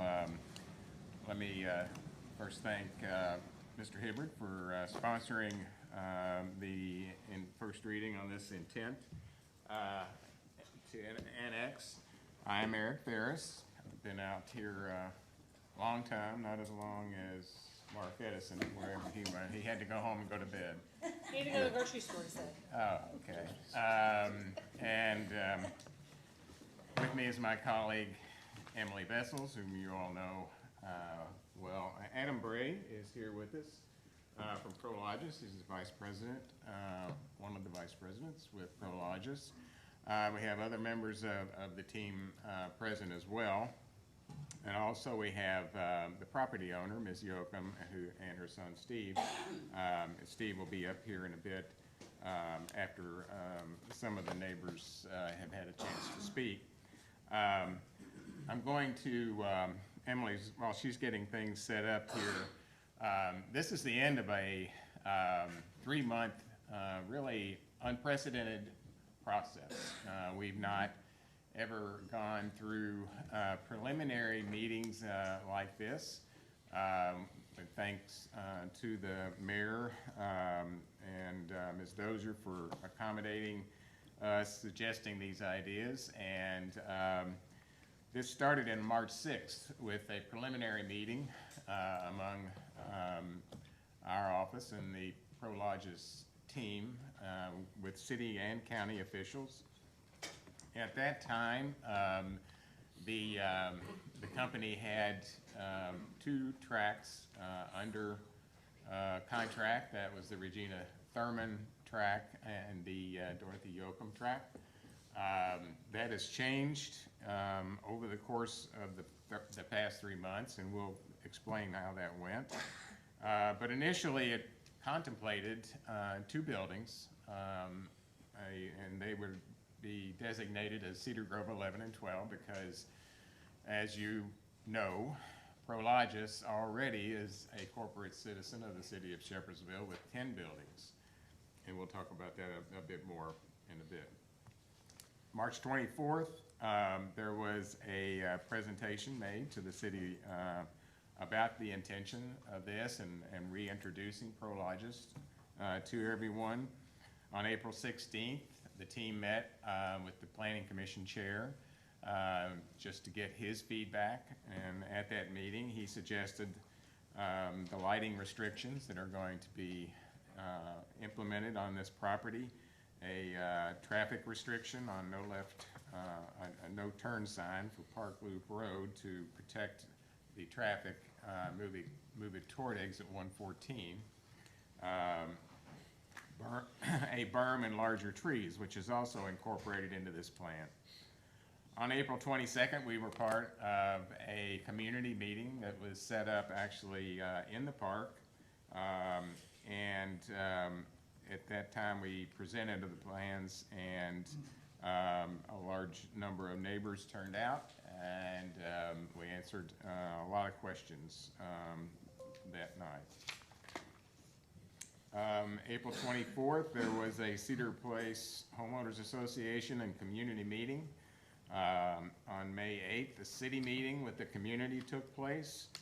After that, adjustments were made to the size of Cedar Grove, of the project, particularly taking out the building on the Thurman track altogether, reduction of the size of Cedar Grove 11, the larger track, which we'll show you in a minute, and the reducing some of the square footage on that building and increasing the buffers. So at that point, the total square footage of what was intended by Prologis when they first looked at the feasibility of this project, it was reduced by 330,000 square feet. Roof space went away. On May 23rd, Emily and I met with the Cedar Place HOA representatives and presented what is now the third plan that we have put together, and we have established this plan, which will be the one that we will be presenting to you and the Planning Commission ultimately. And it includes some substantial changes that, again, we've never done before. Instead of just a buffer area or a conservation area on the Yoakum edge that faces Cedar Place subdivision and Lickskillet, there will be eventually a deeded tract to that HOA, to the Cedar Place HOA. And it's contemplated that that will be approximately 22.5 acres. I say approximately because we're still working to make sure that there's ample drainage on the property, that that drainage is established and maintained by Prologis before we would say exactly how much would be conveyed over to the HOA for their later maintenance and care. In addition, there would be a landscape berm of 5 to 8 feet in height, and that's going to be on the inside of that acreage that would be conveyed adjacent to the parking area of the center. And that would be not only an earthen berm, but it would also have landscape trees and plantings over the top of it. And then finally, we had a meeting with the mayor and Ms. Dozier on May 29th to present them this plan so that they would know what it was about and understand it, and then it was shared in advance with all of you. So, if there is a signal. We're working on it. Thanks, Brenda. A little too high tech for us. Yeah, I know. We're going to be able to illustrate this to you, and folks, hopefully we can get it turned to where they can see it as well. One of the exhibits that you're going to see will provide early on, one of the first ones you'll see, is going to provide a breakdown of what was Ms. Thurman's property, how it played into how this all lays out. The Yocum property, how it plays into the layout. And something I don't know that everyone understands is that there is 22 acres of property that is owned by Prologis already, is in the city of Shepherdsville, and is zoned light industrial, that is part of this development and backs up to Lick Skillet. So that property is already in position to where it can be essentially built on without restriction. So we're going to show you how that property is actually being added into this presentation with these restrictions, when it wouldn't necessarily have to have those restrictions, because Prologis is willing to be an ongoing good partner to the city as this is constructed, and we've taken a lot of feedback from property owners adjacent and actually put it onto the paper.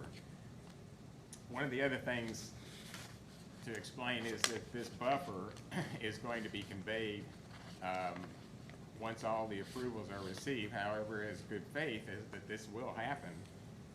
The only acreage that is being sought to be annexed is a 25 plus piece of ground, and we're leaving this big collar of buffering area outside of the annexation. So it is not even before you to be included in the annexation or the zoning. So with that, we'll see if we can get you a... 1 second. It's almost We've there. got some really good drawings here. There we go. Ah, awesome. Thank you, Brenda. It took a minute. Which, can you all see that one? Okay, the members of the council. Yeah, Mike, you guys just stay away, you guys can see that. I didn't know if you wanted to turn one of these there. No, right? they're Yeah, that one can face up there if you want. Out there. Yeah. Either one. Whatever's best for you all.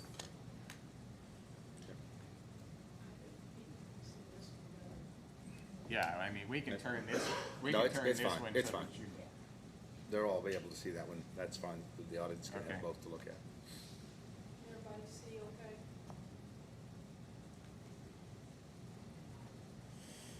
Should do like a little presentation. Right in the bottom right hand corner. Just, There's that little bit more to the left after the slide thing. A little bit more. Yeah, right there. There we go.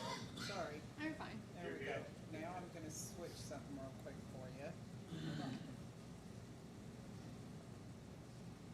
I have to stop and then get this one. There we go. Just go to the next slide.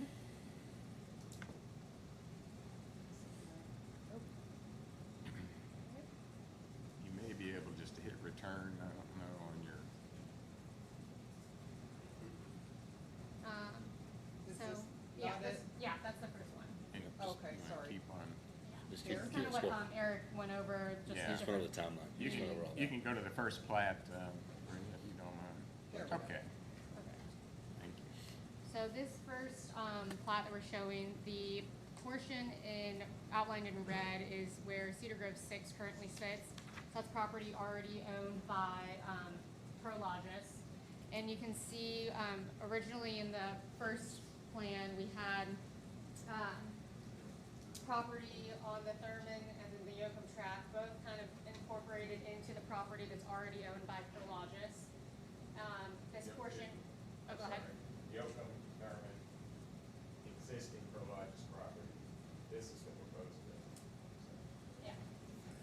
So this Thurman property is no longer under contract, not part of the proposal, not being requested for annexation or zoning. So this building is completely removed. And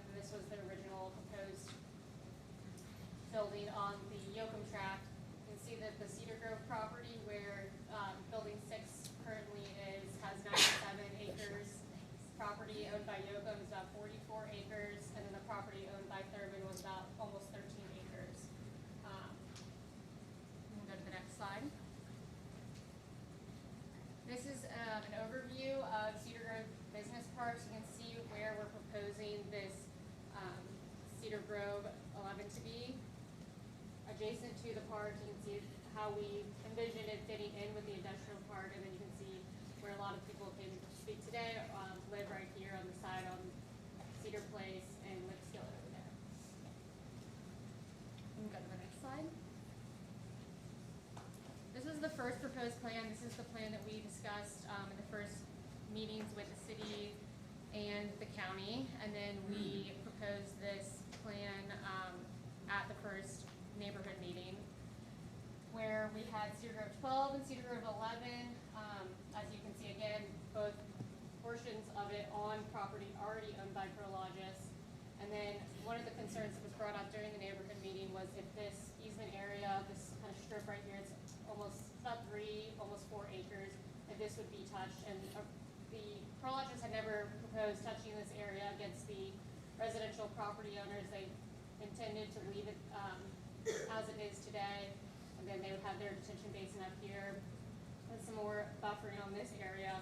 But as we heard from the neighbors and from the community and city, there's just no interest at all in Cedar Grove 12, and they were interested in a reduction in Cedar Grove 11 as well. So, if you go to the next slide. Again, community comments that we received from that first neighborhood meeting, they wanted an increased buffer area. They wanted development pushed further from the residential properties, a smaller building footprint. They were very concerned about residential sightline, stormwater runoff, noise and light pollution, and the truck dock locations and their proximity to the residential neighborhood. So these were all concerns that we took into account and that we placed into the additional proposed plans. Go to the next slide. So this was proposed plan 2. Another meeting was held at the city. We were showing that the Thurman track was not going to be part of this proposal at all, so complete removal of Cedar Grove 12. And then there was a reduction, about 11,500 square feet of Cedar Grove 11. And then they took into account that buffer area where they showed this portion against the residential properties, almost 4 acres of conservation easement area. They increased the buffer area here and committed to a conservation easement on this area. And then this portion right here is property already owned by Prologis that they were willing to commit to conservation area because it would affect those adjacent residential property owners. But because this property is already owned by Prologis, that was not something that they had to do with this proposal, but wanted to in good faith with these residential properties here who they would impact. They narrowed the building by 30 feet, they reoriented it, and increased the buffers substantially. We go to the next slide. So this is the third and final proposed plan that we are asking for the intent to annex with. The building was reduced to 517,440 square feet. The buffer area increased to 22.5 acres instead before it was 18 acres. We have offered to deed this property and the portion of the property that Prologis currently owns to the HOA to guarantee that nothing will be built on here, nothing can be built on here. In the future, it's not part of the annexation to the city. We'll leave it in the county for the HOA to do with what they would like to. And then they also increased the landscape berm. There would be a 5-foot to 8-foot height of a berm so that the sightline from the residential properties would be mitigated. We have another slide where we show the current tree line and the additional tree line. This is the annexation plat that's presented today. So again, 25.853 acres of the Yoakum property is being requested to be annexed. However, Prologis is under contract for the full 44 acres of the Yoakum property with the intent to deed the 22.5 acres to the HOA. They don't have to purchase the entire property, but in order to address neighbor concerns and make sure that buffer is there, they're willing to purchase it and deed it to the HOA. So it's this portion right here, and then this portion, and then the portion that we're not showing on here, that's part of the conservation easement that Prologis already owns. Next slide. This is just an overview of the current existing tree canopy.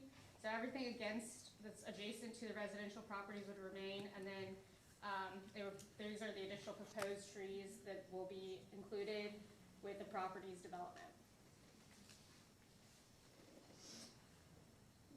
Go to the next one. Do you want to do the setbacks? No, you go ahead. Okay.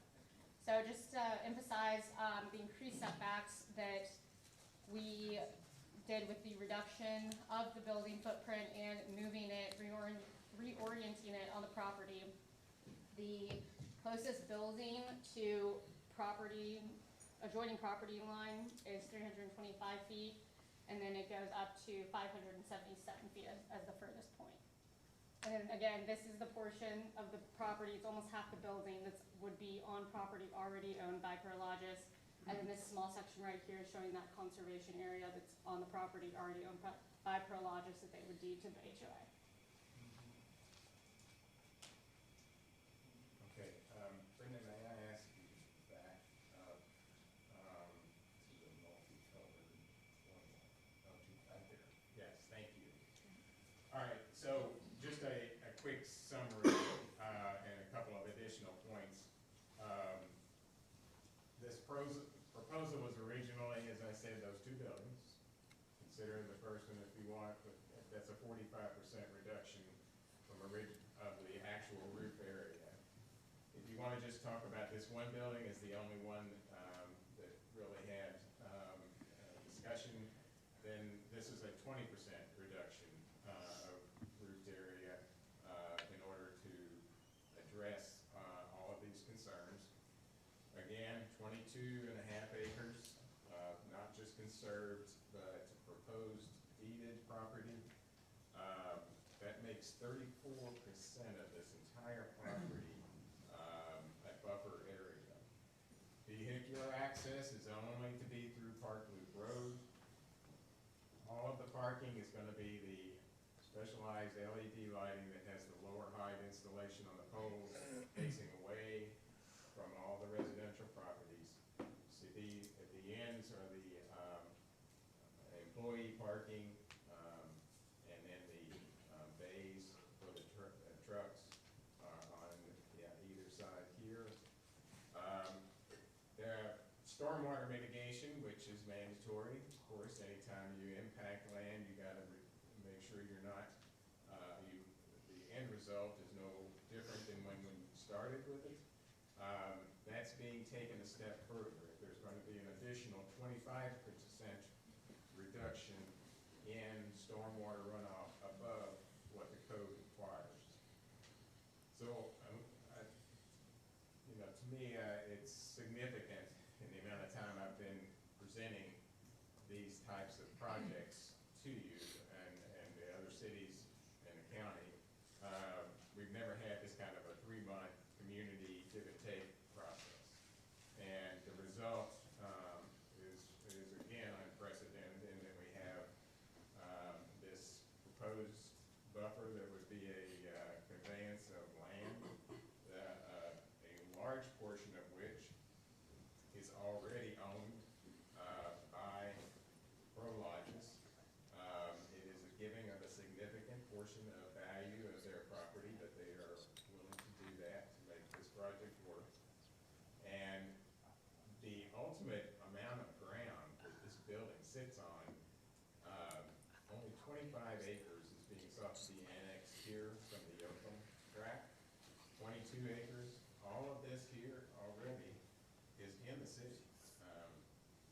Nothing has to happen here because it's already in the city, zone light industrial, ready to go. The setbacks on this, from the point that it started under the code, only 25 to 50 feet from parking area to property line. Those have now been increased from a minimum of 141 feet to 460 feet total. That's to the paved area. As Emily pointed out, the increases to the building distance are no less than 325 feet. If you're looking down football field, goalpost to goalpost.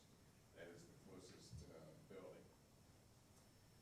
Again, we address the lighting, screening, landscaping, lower the building finished floor to help reduce the site adjacent residential properties, increase the setbacks. Brenda, may I ask that we go to the last slide? Please, Brenda. Keep going. There we go. Oops. That is the last slide. You get what I meant? This was the one I meant, though. The numbers are a little bit small, but in reality, they're very big. Prologis is a corporate citizen to the city of Shepherdsville. It has 10 buildings in the city. And what we've done is pull 1 year's worth of tax income to the entities that are collected through the county sheriff's office. State, you'll see the state, county, school, library, health, extension. The city of Shepherdsville, this is all, these top numbers are all ad valorem property taxes. The city of Shepherdsville receives $471,000 a year from this corporate citizen already. In addition, from the tenants within these buildings, $4.5 million per year in occupational tax revenue comes to the city. So you're looking at a citizen of this, corporate citizen of this, and I think that that's a fair designation of companies, centers, distribution centers like Prologis. Say what you will about them, say you don't want them anymore, but they are paying the bills for the services that the residents get to receive. They're paying for your water park bond issue. They're paying for all of those things that others would normally have to pay. The school system, our public school system receives nearly $3 million just from this one corporate citizen. So I want you to consider that impact, because what you, I think, ultimately have to consider here is an opportunity to take property and develop it in a manner that my client, Prologis, is willing to do, which is to give a substantial amount of value to the property, really, to serve the neighborhood. And, or you can pass that opportunity up and leave it to chance what happens down the road with the Yoakum property, and let Prologis proceed without any restrictions adjacent to the Lick Skillet property to develop what they can. And we hope you will choose the former, because it's a tremendous statement of give and take, achieving a partnership between the public and private sector. One that is contributing regularly to the city, and one that is ready to show its good faith intent to protect the adjacent properties. I know the Yokums would like to speak after other neighbors, but Well, we'd like to start with them. If they would like to come up, we'd like to have, pardon me. we'd like to go ahead and have them come up. Let the Yokums come up. Okay. So, Steve, would you like to come up? This is Steve Yokum. How you doing? I'll let you stand here, Steve. All right, thank you. All right, hello, everybody.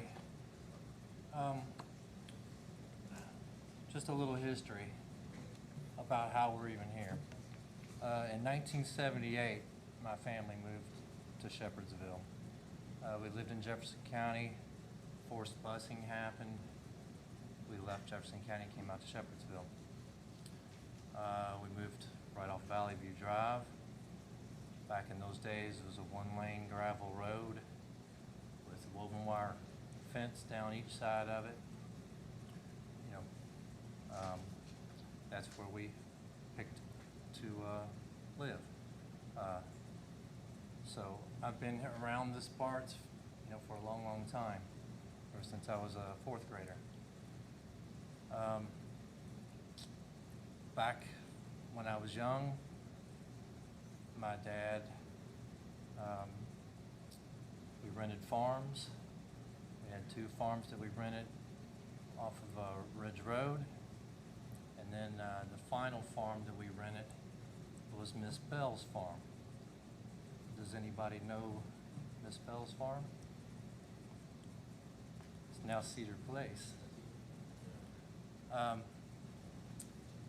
So around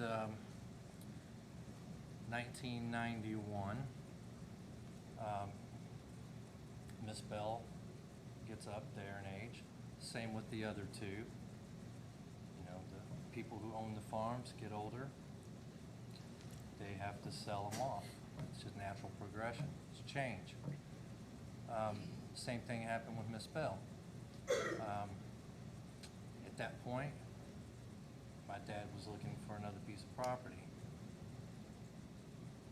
The Alex Weller property came up around that time, 1991. So he bought it. It's like 39 and change as far as the acreage goes. And around 2010, about 4 more acres came available through Regina because Alex passed away. So he bought that piece to make the farm a little bit bigger. You know, the crazy thing, you know, when we moved out here in '78, we moved on a piece of ground that got subdivided, you know, so it happens. Heritage Hill, big farm, you know, everything around here for the most part. It's progress, it's change, it happens, you know, and it's a good thing. And everything exploded around 1987 when the on and off ramps came off of I-65. Before that, you had to drive all the way back around to Shepherdsville to get on the expressway. But when that happened, that's when the growth starts to begin. Gas stations, you know, so on and so forth.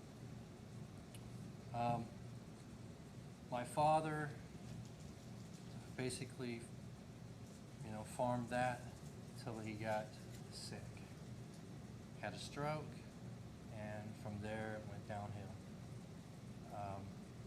So for the past few years, probably 2 to 3 years now, the farm is set fairly dormant. You know, we had to sell off what he had as far as the livestock, things like that. Now my mother, sitting right over there, she'll be 80 in November. Of course, you know, she's not ready to farm. So she's at that point to where it's time to cash it out, you know, close the chapter to the farming. That's where she's at. So this deal is not just something that happened 3 months ago. You know, back in 2021, we started thinking about what's going to happen now, you know. With the way that property lays, you've got the natural border with the creek and the tree line at the moment. And on the other side, the property line goes right to the business park. There's a one-way in and one-way out, the way it sits. So in order to access the property, you have to drive through it, you know, past a handful of houses to get there. Which is, you know, the way it's always been. So my family, you know, we think about what's the best deal for everybody involved, you know. What's going to be good for the neighbors, what's good for us, what's good for the city. You know, it's in Prologis as well. What would make the most sense? So that was the first thing that came to our mind, that it just makes sense. It's sitting right there. They've got a piece of property already there. It's just, you've got a natural buffer already sitting there with the creek and the tree line. So some things just fall into place, you know, and that would be the final piece of the puzzle to the business park. So when we talked about this, we wanted a deal that would be, you know, a good buffer. And Prologis, you know, they are willing to work with you too on top of it. That was another thing we wanted. You know, we wanted your feedback, and we wanted to try to work something out that fits for everybody. And I'm pleasantly surprised that they're willing to give up that much land. You know, it's a 43-acre farm, and they're willing to give up 22 of the acres. You know, so they're only basically buying the 21, you know, that's usable, and, you know, gifting the land, you know. So that makes me proud that, you know, you'll have a big buffer. I've never seen anything like this ever when it comes to the warehouses, you know, as far as the amount of acreage that's used as the buffer. So, you know, I'm pleasantly pleased with that. The other thing with Prologis, since they already have a piece of ground that is beside our farm, there's no more usage of the driveway from Cedar Grove Road past the houses. That'll never be used ever again. They only come in from the business park side. And that's good, you know, that's a very, very good deal for the residents there.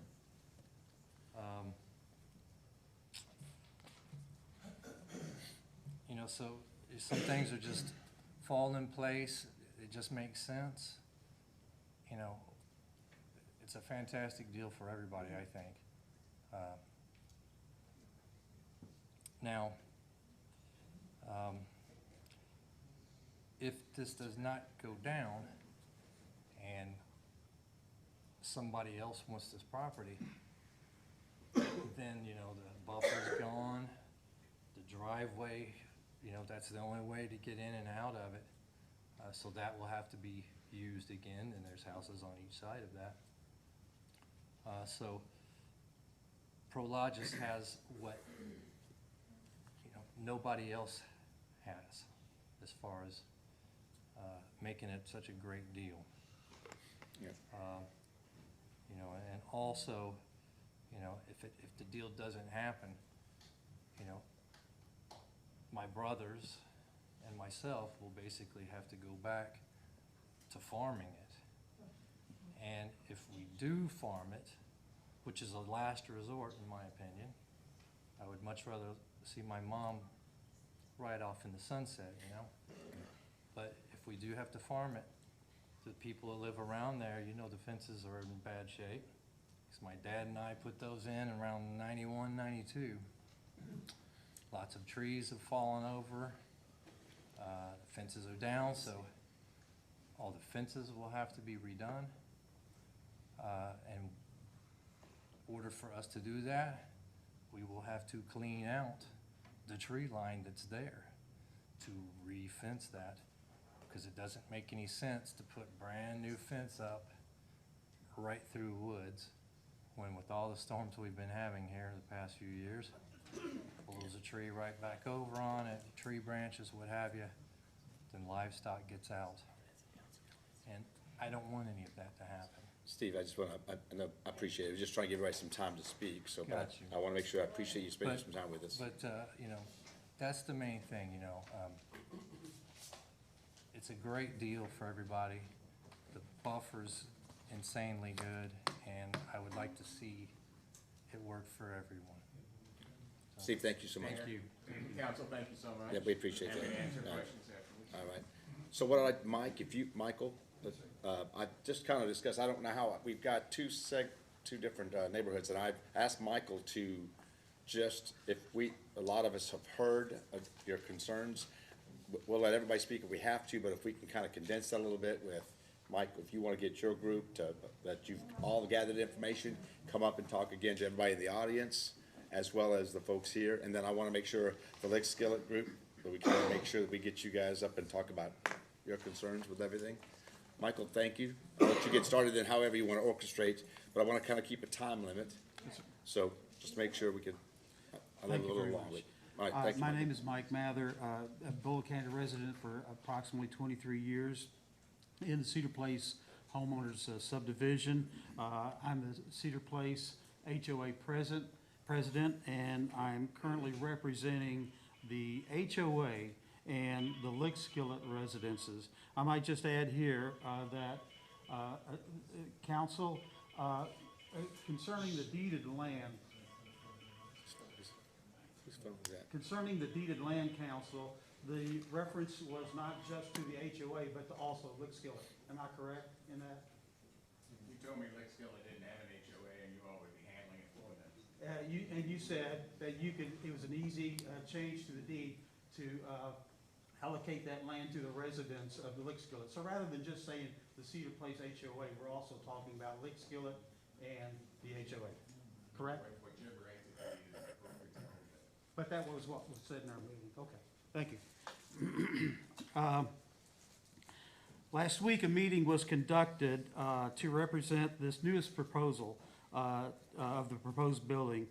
Prologis offered this 22 acres to the residences, and I will elaborate, both the Lick Skillet and to the HOA for the proposal. And during that meeting, we decided to have everyone speak, Mr. Mayor.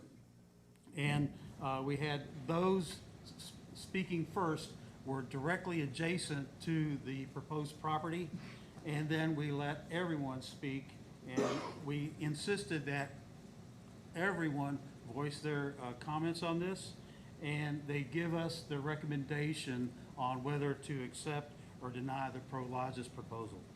Excuse me. Members of the CPHA, the Cedar Place Homeowners Association Board, recorded all of this communication, and we now have all these responses recorded in the minutes of the meeting. There were approximately 35 people present in that meeting. And what I thought I would do is spend a few moments to summarize some of the comments that were mentioned in that meeting. One resident who works as an area operations manager in the same business park as a proposed building stated current issues with vandalization, crime, and traffic congestion. His comment was that adding yet another warehouse or distribution facility will only exacerbate problems which now exist.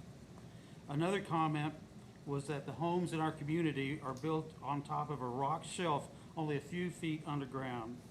Some residents have experienced cracks in foundations of their homes due to prior blasting for warehouse development. One resident reported damage to his home's water supply, rendering the water unusable after 23 years of use as a direct cause of this prior blasting nearby. It took over $8,000 to satisfy the water filtration system for his home. There have been no definitive studies or plans shared on whether blasting will be involved in this development, and the blasting has been used nearby in the past, but with detrimental effects to the residents.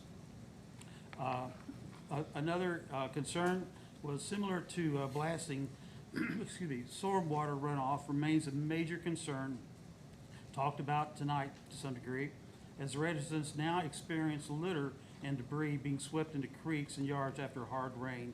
With no definitive projections on or an environmental study, residents remain apprehensive about the proposal and fear for a new building.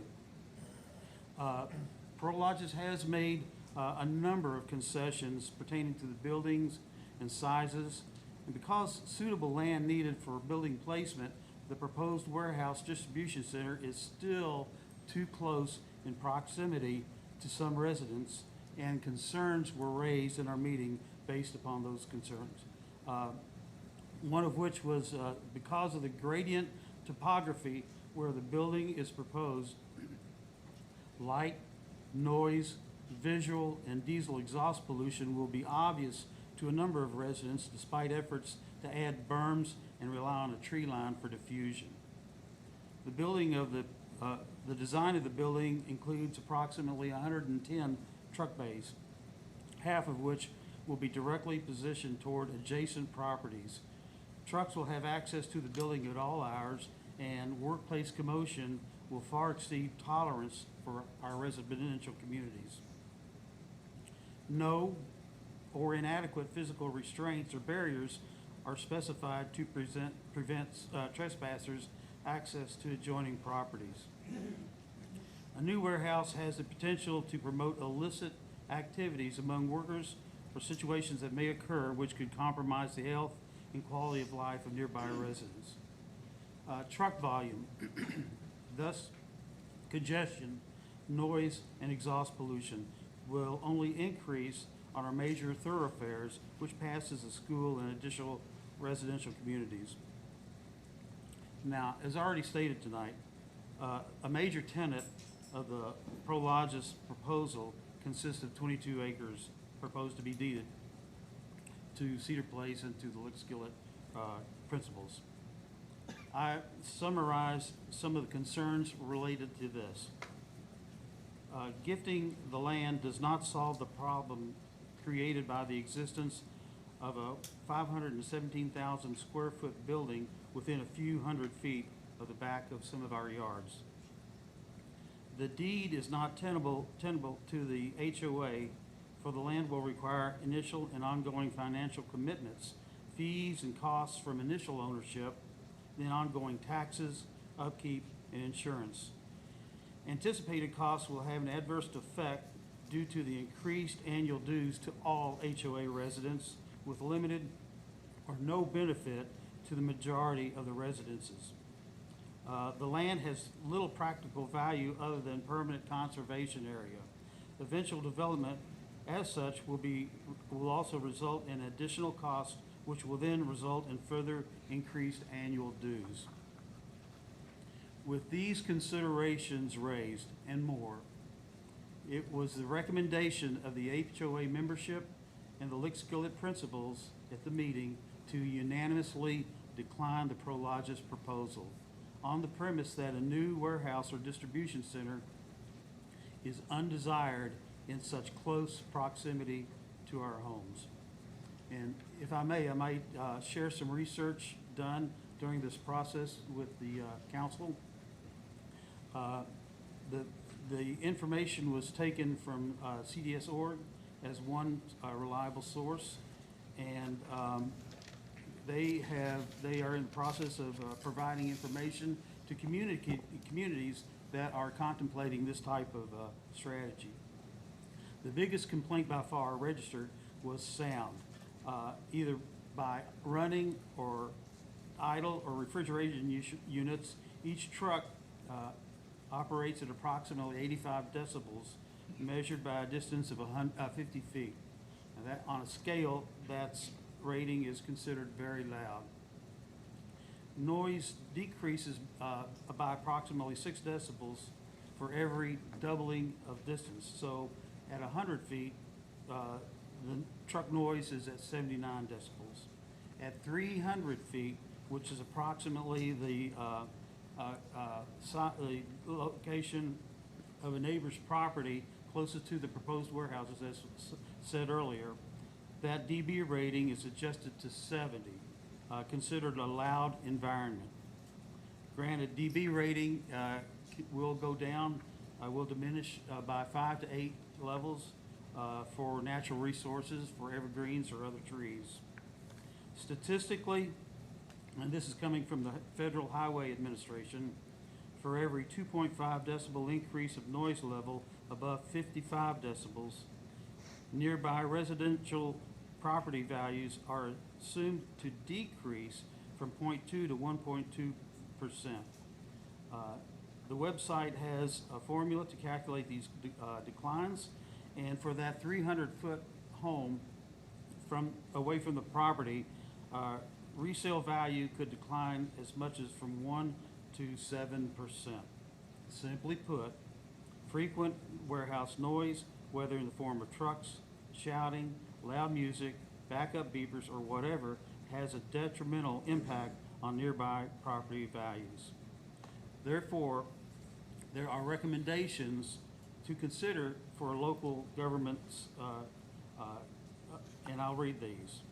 One is to amend zoning regulations to require that high-volume truck facilities are located at a minimum of 1,000 feet from residential areas. For any truck stop environment, requiring a noise impact study to evaluate the feasibility of installing noise barriers as a remediation, and the impact of nearby home resale values when assessing a proposal. And in closing, I appreciate the efforts that Prologis has made to listen to our needs and to demonstrate the efforts to accommodate. I just simply conclude that the desired property and the building does not warrant sufficient spacing between the facility and the neighborhood to be advantageous for all. And in closing, I would like to thank the mayor and the city council for allowing us to speak. While there may be a delineation between city and county folk, we're all brothers and sisters in Bullitt County. I presume all of our desires are the same. We want the best for all. Please consider our unanimous appeal to not allow the warehouse to be built. Thank you. I'd like to now turn the floor over to Emma, our HOA Vice President. She has a few things to say, and she will conduct the call. Thank you. Hello, my name's Emma Alcorn. We live directly adjacent. Basically, this warehouse would be directly behind our backyard. At this time, I'm speaking personally, not as a representative of the HOA, but for our family who lives there. Prologis has not made an agreement to limit production times. This will be a 24/7 facility. There are 79 truck bays on this building.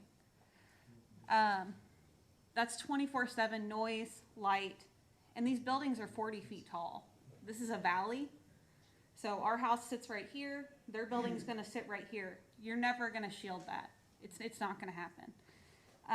No amount of berms or trees are gonna eliminate the noise and the light and the view of the building from the neighbors there, and also on Lick Skillet.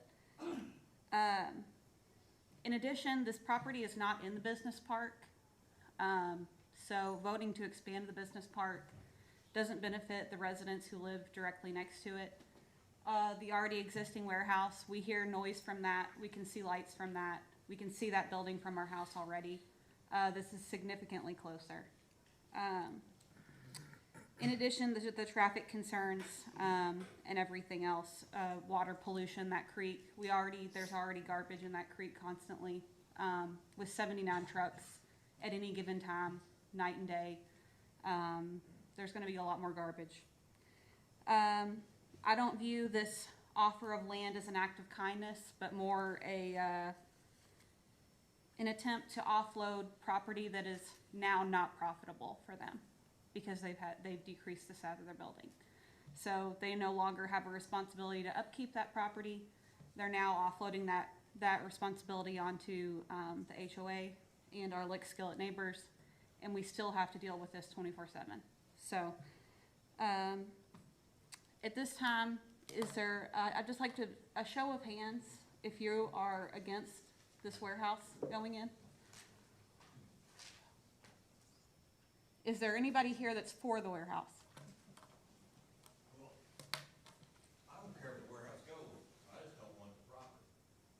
I'm in Cedar Place. Yeah, okay, thank you. Yeah, because your property's not right next to it, right? So it don't matter to you. I just don't want the responsibility of the property.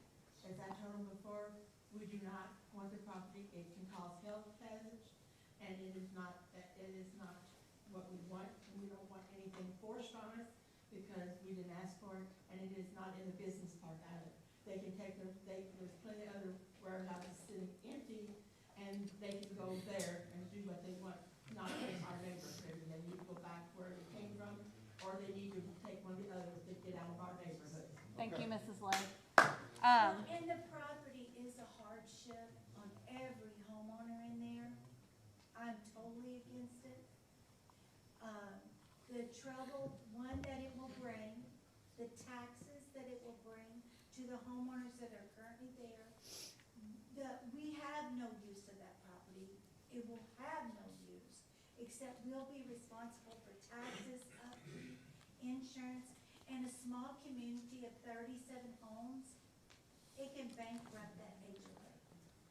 Thank you, Tammy.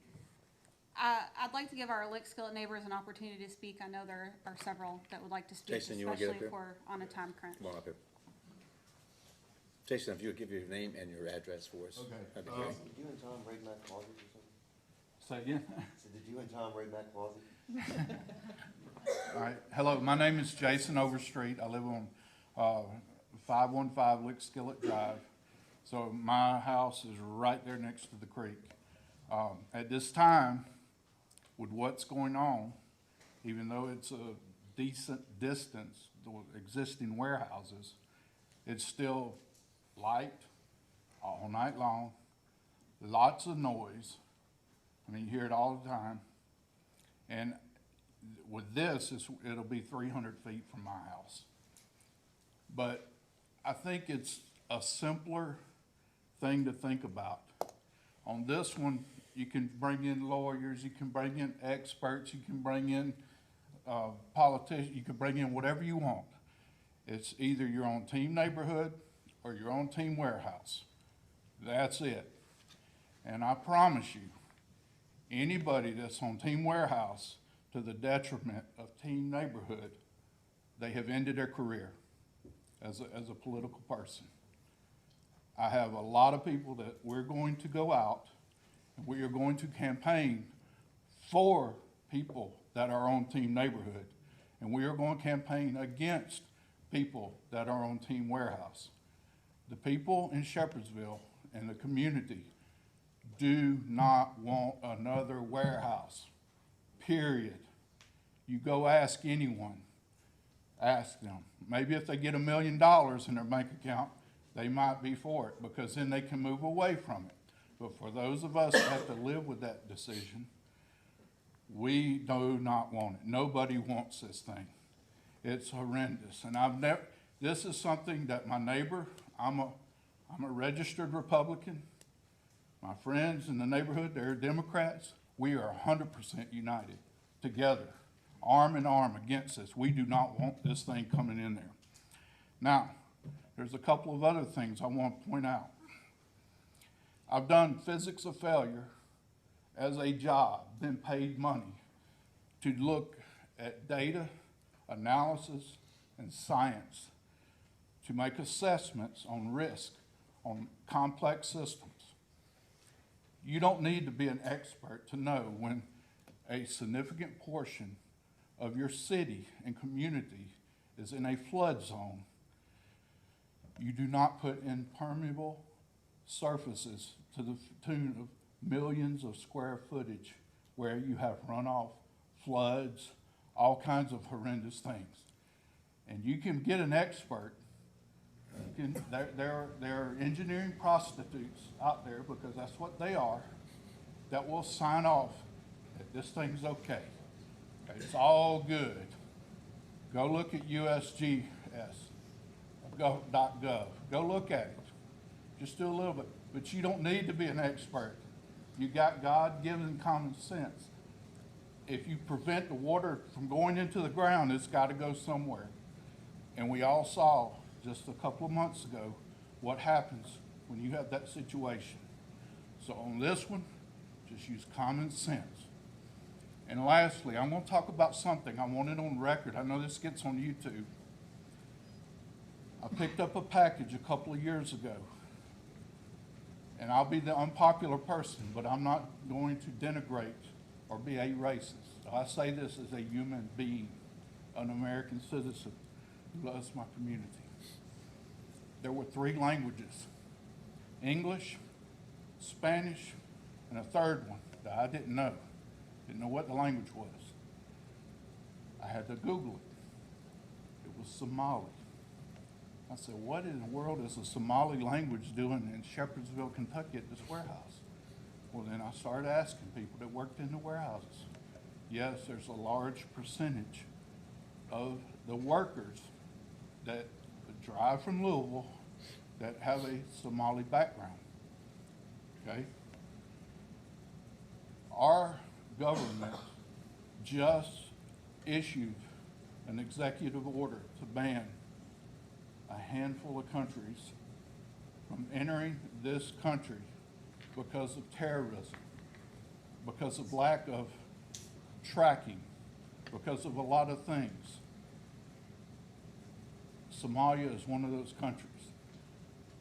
It is the duty, according to our Homeland Security, of a mayor, a city council, and a governor to make sure that the safety of the citizens are first. I just want to know that the people, regardless of where they come from, that they have been vetted. I would ask that they would reach out to Homeland Security and ICE. We would not have drug dealers. We wouldn't put up with it. We wouldn't put up with prostitution. I hope to God we wouldn't put up with terrorists. I'm not saying that the people are terrorists, but I want them vetted as a minimum. And not just for this warehouse that they're proposing, but all warehouses in Shepherdsville. But I don't want this warehouse just on the basic reasons. But in addition to that, they need to put things in place where 1,000 feet minimum, you don't put it next to a residential. Minimum. If you don't have that, we're gonna be warehouses next to communities. I think that Cedar Court is one of the nicest neighborhoods in Shepherdsville. I would hate to know that our city officials would want to destroy such a nice jewel in our city, in our neighborhood, for the sake of a company that looks at us as a spreadsheet that is based in San Francisco, California. We are nothing to them, but we all vote, and on this one, the people get to decide. The big corporation, the moneyed interests, and the lawyers don't matter. We can put people in power. We can take them out of power. And I would ask that all of y'all help me and help my friends that are going to work for this to support the candidates that are on Team Neighborhood and remove the candidates that are on Team Warehouse. Jason, thank you. Thank you. Thank you. Anybody else did you want to speak? Nima, did you want to? Let her come up first, and Nima. Just state your name and your address for me. Hello, my name is Faith Flynn. I have been a resident of Lick Skillet for 30 years, which is the entirety of my life. And my mother, for a large majority of her life, has also been a resident of Lick Skillet. And that includes a large portion of my family.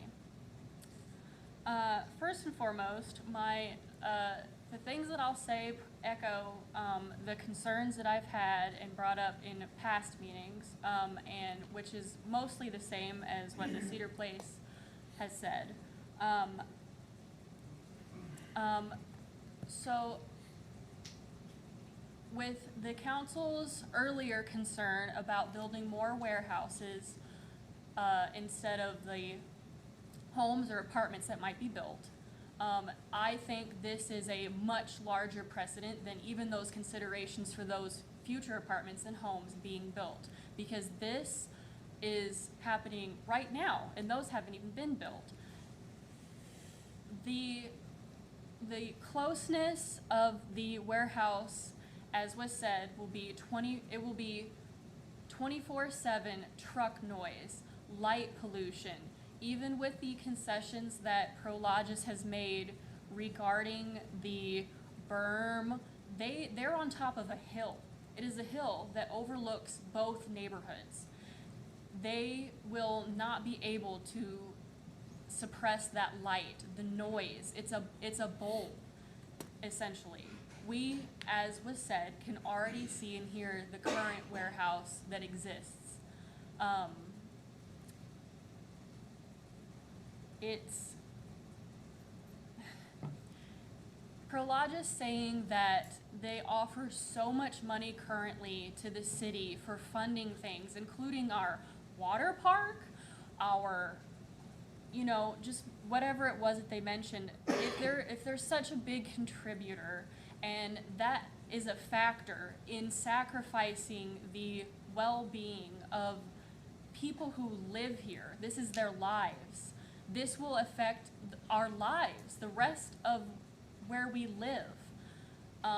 I think it should be considered maybe perhaps finding an alternative of making such a large quantity of money for the city that doesn't involve making the lives of its people worse, because this will make the value of our homes go down.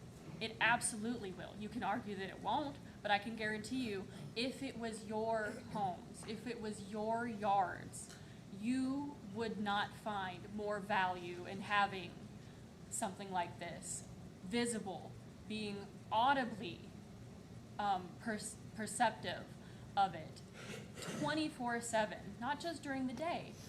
At night while you're sleeping, you might have children. There's a young man that lives in the back of our neighborhood who just moved, who just acquired the property with his new wife, and they intend to have children. They're going to have to deal with a lowered property value, a lowered, not even just property value, but the sentimental value of having a home that doesn't have to oversee warehouses 24/7. We already have so many. And I know that Prologis is in the business of producing warehouses.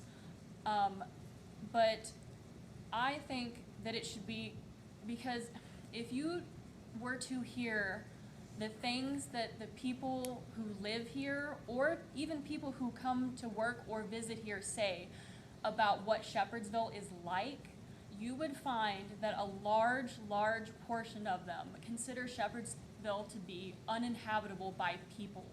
It is nothing but a future of warehouses and transportation. Thank you, Faith. At this time, thank you so much for coming up here. All right, thank you. All right, yes, sir. Absolutely. No worries. Flat out, if something's a good deal, you don't have to be threatened. The man over here said, oh, we've got 21 acres. We'll just do what we want over there if you don't get this. The Yocums, we'll go back to farming if we don't do this. If it's a good deal, you wouldn't have vehemently opposition, and you wouldn't have people threatening you for it. What they're offering is to cut the warehouse by 80%, take 100% of the profit, give them 100% of the cost of the stuff to protect them from their warehouse. What you currently have, you can see a warehouse from where they're at right now. A 5-foot berm and trees that are gonna take 10, 20 years to grow is not gonna cut it. So you want them to bear 100% of the cost for a warehouse. And you know what, their own math, it's what, $47,000 the city of Shepherdsville? Like, it's not worth it. And I get that, they're in the county and that they don't, have the say, but it says a whole lot to me as a citizen who does vote, who's here in town. It says a whole lot to me that, if you don't care about them, then you don't care about me. If you don't care about any of these people and what happens to their property and them being a stakeholder and saying our property values, our way of life is going to be, that's me. It's every single person in Shepherdsville you're saying that to. I'm all for progress, but good God, man, this was cartoonish. Could you she needs to get your name and address. Oh, Richard Risley. I live over in Oak Ridge Way. Okay. No, just want to make sure we have to have it for record. The proposals they offered, honestly, the first one was cartoonish. Absolutely just a caricature of a corporate offer. And now they've just pared it down to something that appears reasonable by comparison. If this was their first offer, it would still look unreasonable. I appreciate it, Richard. Thank you. Thank you. All right, Nina. Nima, did you wanna?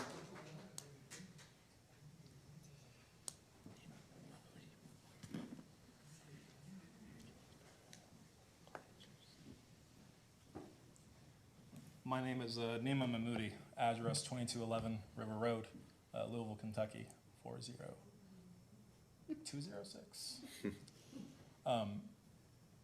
We're the engineering firm who's helped Prologis during this process, and we're grateful that we have. As an Iranian American, I've worked very hard, and we've got a fantastic company of very brilliant engineers that work for us. 170 of them across 6 markets. And my place here is to talk about stormwater, because I feel like in the last 6 meetings, there's never been a clear understanding of what this developer, our client, would do for that. I can't speak on all the other projects that have happened in the city. We've only done 1 flood project in this city, and it's not built yet. But when it's built, the folks that are on Preston and Chapice will no longer have flooding issues because we designed things the right way. We designed 30-foot deep basins to contain water, to work with our federal partners, to make sure that the people of your city do not have flooding issues so that their quality of life is improved.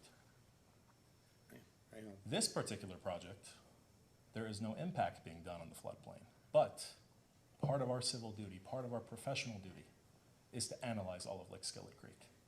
So no matter what we contain on this property, the Yoakum property, and what's left of the developability of it, we would also analyze Lick Skillet Creek to Cedar Grove to ensure that there is no harm being provided to any neighbor in that area of Lick Skillet or Cedar Place. But I will also add, I can't speak on any of the other developments that have happened in the park. Our group has not been involved in it. Our group has done whatever we can, has expedited everything we can, not only for the Prologis team, not for the Dinsmore team, but for you, the people, to make sure that we worked with our partners to get a quality plan. Whether it's supported or not, that's outside my control. But I wanted to be clear, we are good engineers. We are partners of the city. I have done everything from a firm perspective. I can't speak on previous clients, but to make sure that I've come here and conducted professionality every time I've stepped foot in this room. I just wanted that to be on the record. Yeah, Nima, thank you. Okay, did you? Question for you. You're studying this stormwater runoff now. Yeah. We got people around here that are on spring, natural spring water, like Doc over there. You done any geo studies? There has been a geotechnical study on the property. Why have we not seen it? I did not pay for that study. It's not my physical property. It's our clients. I would make a formal request to them. You're gonna interfere with somebody's spring water as soon as you start jackhammering, ramholing that limestone out there. I can't. It's gotta go somewhere else other than somebody's well. The only way to be able to study and analyze and mitigate for that is to be able to actually design and construct around it. We haven't gotten to that point. We are trying to provide our But intent. if you're telling me you've done a geo study, then you already should know where the springs are. We You should already understand. know where all the rocks at. We understand where the rock's at, and we understand the environmental piece for this property.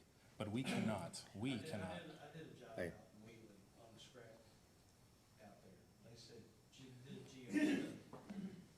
No limestone out here. There was nowhere on that piece of property that you built that scrap yard out there, that scrap building out there, that you couldn't even drive a T-post in there. And that was just for, construction fencing around the front.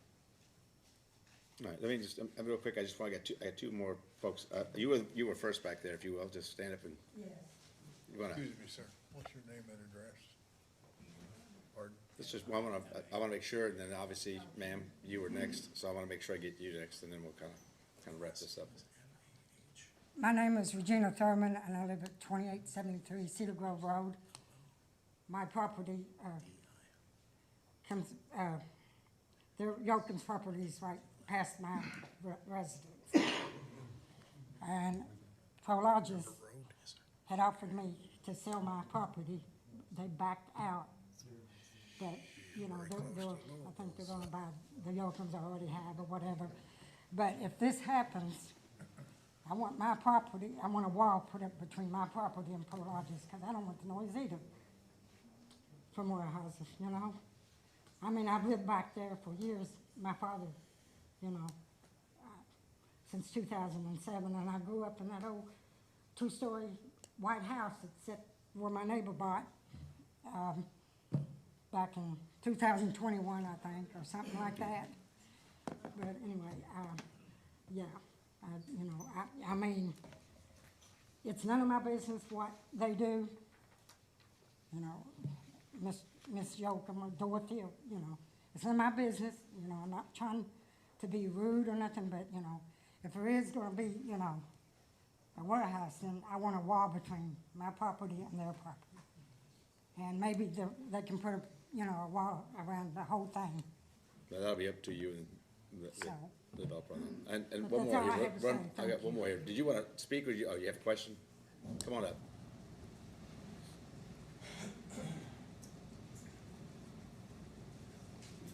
My name is Margaret Pennington Moore. I'm at 400 Big Springs Drive in Shepherdsville, in Lickskillet area. So, in answer, one thing to the Yokums, my mom and dad bought the property that we live on in 1975, and they bought it also because of the busing issue and all that. And so my husband and I were able to build our home in 1996. We've been in that property ever since. We have built a 300-foot well. Goes all the way down. We made sure it went many levels to hit the water. When Prologis apparently built, I guess it was building number 10, right? All of a sudden, actually it was 26 years, our water turned sulfur. We had to spend $8,300 to get a new water filtration system in with a green filter and all these things. We had someone come in from the state who said it was just natural settling of the earth. That all of a sudden, our water turned sulfur. That Prologis building is 1,500 feet from our home. This new home this new building that you're proposing is gonna be 300, I think they said 25 feet. They say they're gonna scrape the surface, they're not gonna blast. How are they gonna get through all those layers of limestone? Because when my husband and I built our home, it's sitting on rock. Everything around our property is rock. You can't get around it without, that's why we had to set our home, because we could only go so deep. So there is no way that they're gonna be able to build this building by scraping the earth and putting this home on there. I just don't see it happening at all. And then I think they said there's 79, they originally had, I think, 102 semi-truck parking spaces that went down the length of the back of our property and beyond. They've now reduced it to 79, but then I forgot what the decibel range was of each of those trucks. It was gonna be 320, actually it's gonna be less. I believe when my husband looked at it, the parking spaces are 160 feet from our property line. The building's 325, I believe, if I'm getting the numbers right. But the property line is 160, so those semi-trucks are gonna be that much closer to our property, plus all those decibels of volume. And then someone said also, because we are the closest home to that property line, that our property is gonna decline the most. We've been here since 1996. My parents bought that property in 1975. I think that is something to take into consideration. And then you're talking about expanding the city line right to the back of our property. So we don't even have like a vote as far as who's on the council, who's not on the council. But my family has invested in Bullitt County since 1975. That's how far back our roots go. And as far as this HOA owning this land and all that, I don't know how Lickskillet would fit on that, because we have like an L-shaped property, you know, to the Yokums there. I don't know how that is gonna be split up. We're not part of the HOA. I'm not sure how that would work with all of the neighbors. I think that that's a real conundrum in itself. What else was I gonna say? And as far as the flooding goes, to the gentleman's, the engineer, it regularly when it rains really hard, it comes all the way down. It's a spring-fed creek that comes down Lickskillet. It comes all the way across our property, about half the length of the front part of our property, and it goes beyond onto the fence line of the Yokums. And all that stuff comes down we've had even city type, like the road things they put up with the flashing light. We've seen them coming down the creek and land in our property because the culverts aren't big enough to handle all the water. And that's just with the heavy rain, and that's with a spring-fed creek. So all of that runoff, or whatever that is, that's gonna come down, it's gonna hit there in the middle, and that's gonna affect whatever little, that's a spring-fed pond with crawdads and all kinds of little natural little creatures. It has to impact it, and all of that flows into the salt eventually. So, I just think that, you know, there's lots of things to consider here. Thank you so much for bringing that up. I appreciate it. All right. All right, just trying to, I know we got a lot of the same consistencies, and I do appreciate all the feedback. Just, Okay. My name's Kim Bryant. I'm emotional, I'm gonna tell you it now. I live at 2843 Cedar Grove. I have the black house that, anybody who knows anything about my house, you know I've had all kinds of problems. My husband and I have gone through hell to try to move to Shepherdsville from Louisville. We've been here less than 3 years, and you want to put a warehouse. I've got a wall of windows on the back of my house. And if you think for a second I moved to Shepherdsville so I could look at a warehouse out my wall of windows, you're highly mistaken. This house is very expensive. Trust me, I hit rock constantly. So when they're telling you that they're gonna scrape or whatever they're gonna do, they're lying. I believe that when all this started, I believe that they did Regina wrong, so wrong, because I guarantee, I'm not a stupid person, and I guarantee that they used her as leverage and then said, oh, we'll take that away, we'll do this. I worked with truck drivers for 30 years, I worked for UPS. So I'm telling you right now, 25 feet, 250 feet, it doesn't matter, you're still gonna have trucks driving around there. You still have an outer edge where these truck drivers are gonna have to back up, pull up, whatever. These people don't deserve that. And what I'm trying to tell you is we moved out here for a reason.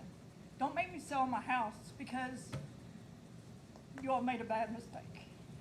we appreciate that. Trust me, you don't want to do that. You don't want to do it to all these people here. These people have lived here for years. Like, all these people have all these stories. They don't want to have to move. They don't want to have to relocate. Nobody wants to have a Louisville in Shepherdsville. I don't want a Louisville in Shepherdsville. We moved for a reason. Don't make these people live in Louisville. Like, there's no reason for this. This money is ridiculous. And I know that these people are building warehouses for other companies, and they're not the companies that are going to be in there. I totally understand the concept. But what I'm saying is there's a morality here. And you all need to understand that you wouldn't want it in Heritage Creek. You wouldn't want it backing up to the golf course over there. Who would want that? Why are you doing it to us? Don't do it to us. And I get it. They're trying to be in business. They're trying to make money. I get it. There's other places to build. There's other properties that I've seen that are for sale down there. Look at one of those. They're already adjacent to the business park now. Why in the world would you try to take a residential neighborhood and put something in there when you could do it down in the business center now? Yeah. There's other places to build. Not here. No, I appreciate it. Thank you, Kim. All right. All right. I actually know that I've tried to make sure we've got everybody covered. I want to say, Mike, and your group, first of all, thank you, and everybody from Lick Skillet, thank you all for coming out. One of the things I want to make sure that was said is we talked about transparency on this from the word go. Now, again, it's been very clear with everybody sitting in here what you guys think. That's the obvious. Prologis has been a good partner for the city for a long time. When things don't work out like they're supposed to, at least we can safely say as a city that we were transparent from the word go. Mike and I talked about this, that we do not want anything done anywhere in this city, and if it affects somebody around them, we want you all to have the opportunity, as you've had many times, to make sure you express your opinion. And we've heard you, and I appreciate that part. Now, again, I know we've talked a lot about it, and I spent some time in the neighborhoods. I understand that, and for you, Kim, yes, I completely understand everything you say about that. But I think it's important, there's a process that we have to follow, okay? So tonight's the first reading of this intent to annexation. It's just the intent part. That has to be read because we have a sponsor for the bill, and then the next meeting, you will know about that meeting, it'll actually be stated, that's the process, and this council will vote. Okay? I'm only involved if it's a tie, but it's also to make sure that you know, I think the council has heard a lot from you all. We were here in the meeting we had here a few weeks back, So we wanna make sure that we've got all this information. Prologis has made their presentation to you all. So it's time just to finish the process. That's what we're doing right now. So I wanna make sure that you know, it's not ignoring anything that you've done or said up to this point. It's just we allow our business to do what they do, and then this council will vote on it accordingly, okay? I wanna make sure that you all know that. So I do appreciate you being here tonight. This is when we do a first reading of anything is the time that the public speaks out about it. When they have the next one, they'll have the reading, and then this will be a motion and a second, and then they'll vote. So I encourage all of you to be here again. It'll be on our next scheduled meeting, which today is the 9th, it'll be the 23rd. So put it in your calendar, 6 o'clock on the 23rd. Will be the second reading of this, intent to annex, okay? And if there's any questions, I was gonna say one other thing. If you have any questions, please reach out to me. I know some of you got my number, I've passed out some cards. I wanna make sure that you guys know, but what do you, what's that? I wanna piggyback off of him real quick about the intent part, because I wanna explain to you guys so that you all do understand. At the second reading, if the intent to annex passes, if it doesn't pass, it's dead. If it passes, the next step, it's a little different than just annexing a property. We're not actually annexing it right now. We're telling the Planning and Zoning Commission that we intend to annex it, and we're requesting them to reconsider the zoning and possibly change it. So after the second reading, if the intent to annex passes, then it would go to the Planning Commission for a rezoning hearing. And that's its own, just like every other rezoning hearing. So you guys would go, present your arguments, and it could fail there. If it does not fail there, so if it fails there, then it's pretty much done. If it does not fail there, then it comes back to the city. We would have two decisions to make, two ordinances. The first one would be whether we accept the rezoning and adopt it, whether we're gonna rezone it. And then the second one is, are we going to annex it in? So there's a lot of steps should this continue to move forward, and I just wanted to make sure that you guys understood that, because it's a little different than what we normally do in terms of either just rezoning or simply annexing. And so I just want to make sure that you guys had that explanation of how that timeline would work. And that's assuming that everything going forward gets a yes vote. If it gets a no vote, then it dies at that point. So. Bonnie, would you ask? Okay, I got a couple things to say. First of all, Prologis is a good company. They're just doing business. So I don't have anything against them or anything. The second, Mr. Yocum and your mother, I understand what you're doing, but I gotta say, you know, you're saying, well, we'll just have to go back to farming. You got offered a lot of money. Your mom's old, and that's what the younger generation does. When the older generation gets older and they're not gonna be doing the farm anymore, younger generation shows it off. My father was wise, and he set our farm up with the Greenland Society, and it has to stay a farm for 100 years. Can't be changed, can't be nothing done with it. When he died, it was set up in the will that I sell the property at auction, but it still has to stay the way it is. I did sell it, all the money went to my dad's church, where our family didn't get any of the money. This was some prime property, nothing like what this is. This was prime property. It would have sold for a lot of money had it not had that restriction on it. My dad did the right thing of preserving the land. This family doesn't want to farm anymore, and that's why they're selling it. I don't hold it against them for what they're doing. It's what a lot of people do. So don't hold it against the Yocums for what they're doing. They're doing what's in their best interest. That's what a lot of people do. So be kind to them, even though they're doing something that you don't like. But you all already know what I'm voting. I don't have to tell you. I've been pretty clear about that, but let's just be good neighbors even to them. And I do, but I want to add to that. I appreciate everybody being respectful. That's Yes. important. I mean, there are obviously things that we're going to be concerned about. You all have done a great job with that tonight. I really appreciate that piece. That means a lot when we're discussing these issues that are very concerning to your properties. Okay, and we understand that. So, thank you, Bonnie. All right, I just want to say, you did miss one thing. When the floodwater started rising in Shepherdville a couple months ago, just like I always do, I go to NOAA.gov, look at the Shepherdville water level. And as it is right now, even on the webpage, it says it floods Buckman Street and closes 61 at 40 feet. We got to about 34 feet and it closed Buckman.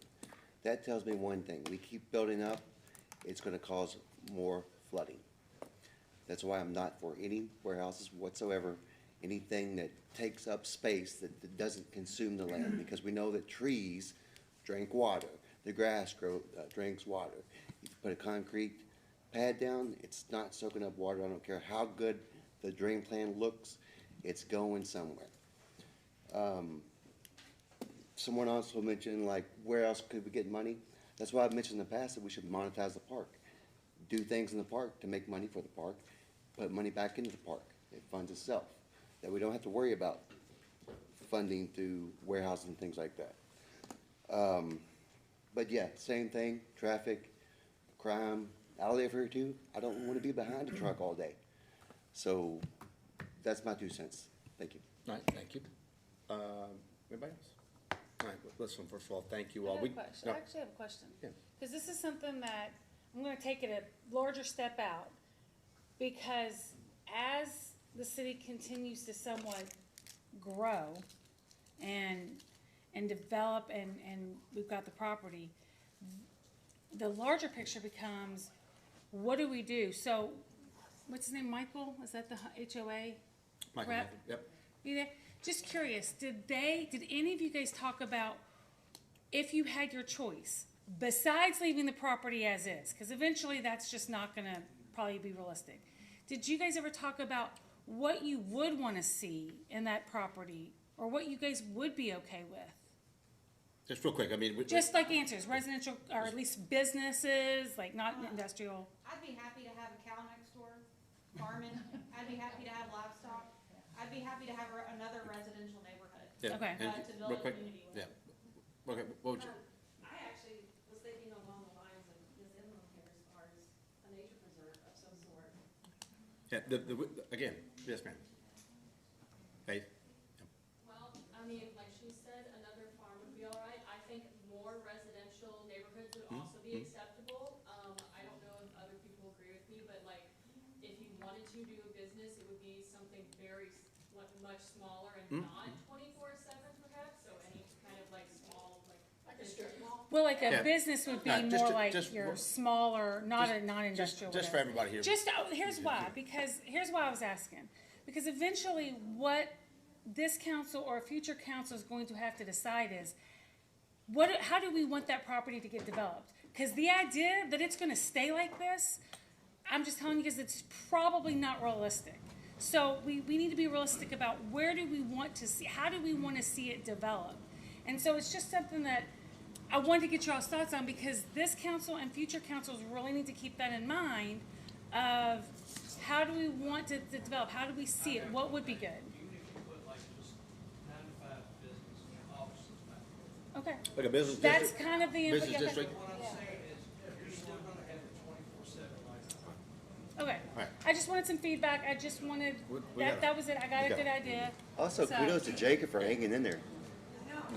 I said kudos for Jacob for hanging in there. Right. Yes. Yeah. Well, again, then you run into the people that are close with those homes next to the industrial park, so. But the business, listen, all right. No, I do think a business thing, but again, remember, it's about the property owner and the businesses. Oh, we definitely agree with more homes, totally agree with you there. Put that Texas Roadhouse back there. I'm working on it. There you go. Okay. I'm working on it. They don't want to be there though. All right, she announced it, so if it comes through, blame her. Write that down, Tom. All right, listen, thank you all for being here for this part. We really do appreciate you being here this evening. Again, we wanted you to just know how that process continues, though. I want to make sure you know that. Thank you all. Thank you all. And then, for us, on our department heads, no department heads conversation, real quick for all of you before you leave, if you would, just real quick, could I ask everybody here, since you spend this much time here, would you just allow real quick our council to just say goodnight? But I want to tell you all something real quick before they start. June 14th, the park is going to open back up. We've been working with that flooding and getting the sanitizing part. You're gonna love it, but I wanna also say right now, our public works people did a wonderful job in getting this park ready to go, so I wanna commend them. Tom's got it, but Yeah, you gotta read it. the first reading first, we gotta do a first reading on this piece. I forgot about that too.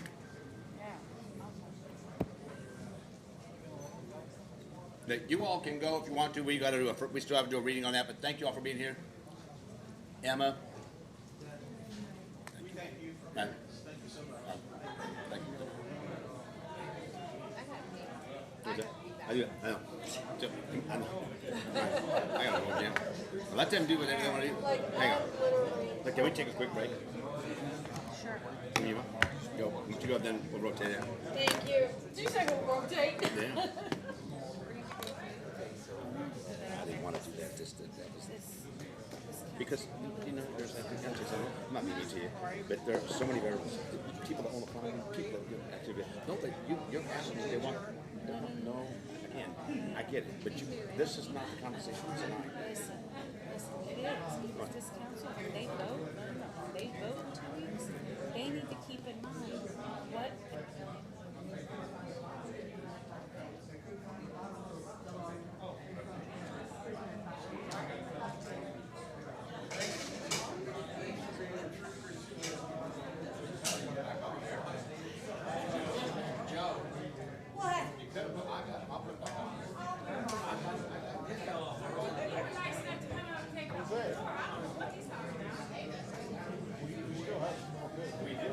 We do. I just Can you, take the conversations out of the room while we? yes. For everybody here, Mike, can we grab everybody and go that way? We're trying to finish. We got to finish up our meeting. Pardon, Jose? What? Yeah, ask everybody that they will, if they want to conversate, just go in the hallway. Motion to adjourn?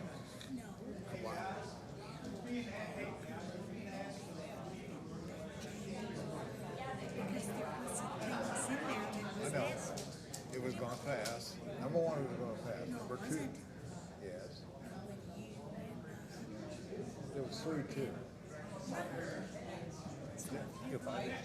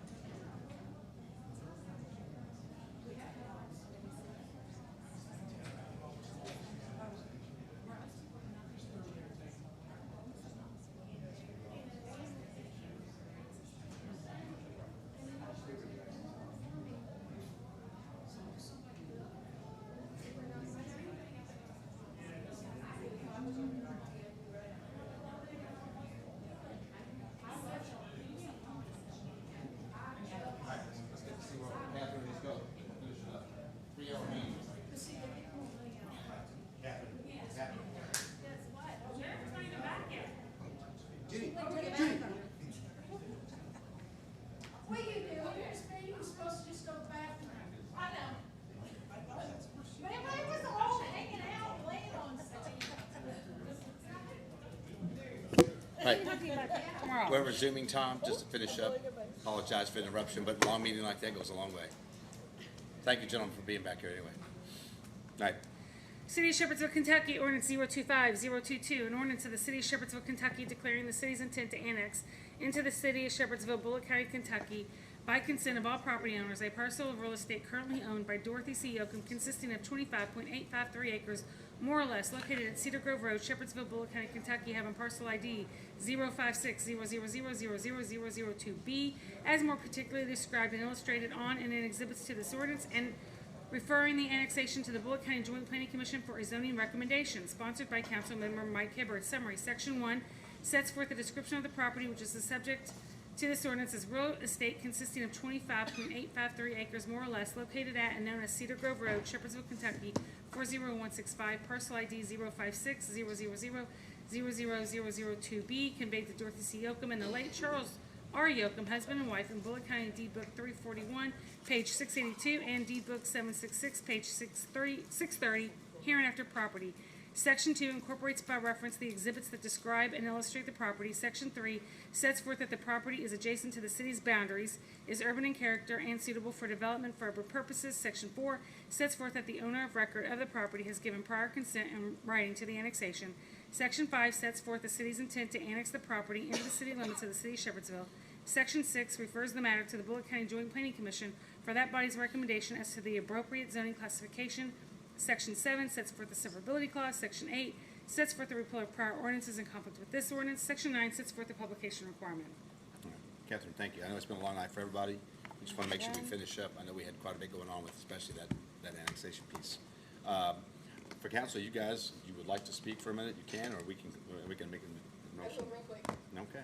I just want to thank the chief and Joey and whoever else was responsible for keeping me, hydrated during the meeting. Oh, that's so. It was difficult to get that bond in. All right, thank you. Well, I would have to thank you for Hi. keeping me dehydrated Mr. because Brad, do you have anything I didn't for us? need that. That's been long. Miss Jennifer, No, can I talk to you though? talk to me. Yeah. Okay. All right, Rob. I'm good. All right, Mike. No comments. All right, no comment. All right, I need a motion to adjourn. Motion. All right, second. Second. All right, Miss Brenda. Who was second? Me. Okay. Bonnie. So, Captain, you gotta wait a minute. Miss Jennifer, I'd like to have a minute. Me before I Rob? get out. Yes. Okay. Jennifer? Tom, thank you. I know it was a long one. Jennifer? Just remember. Oh, yeah.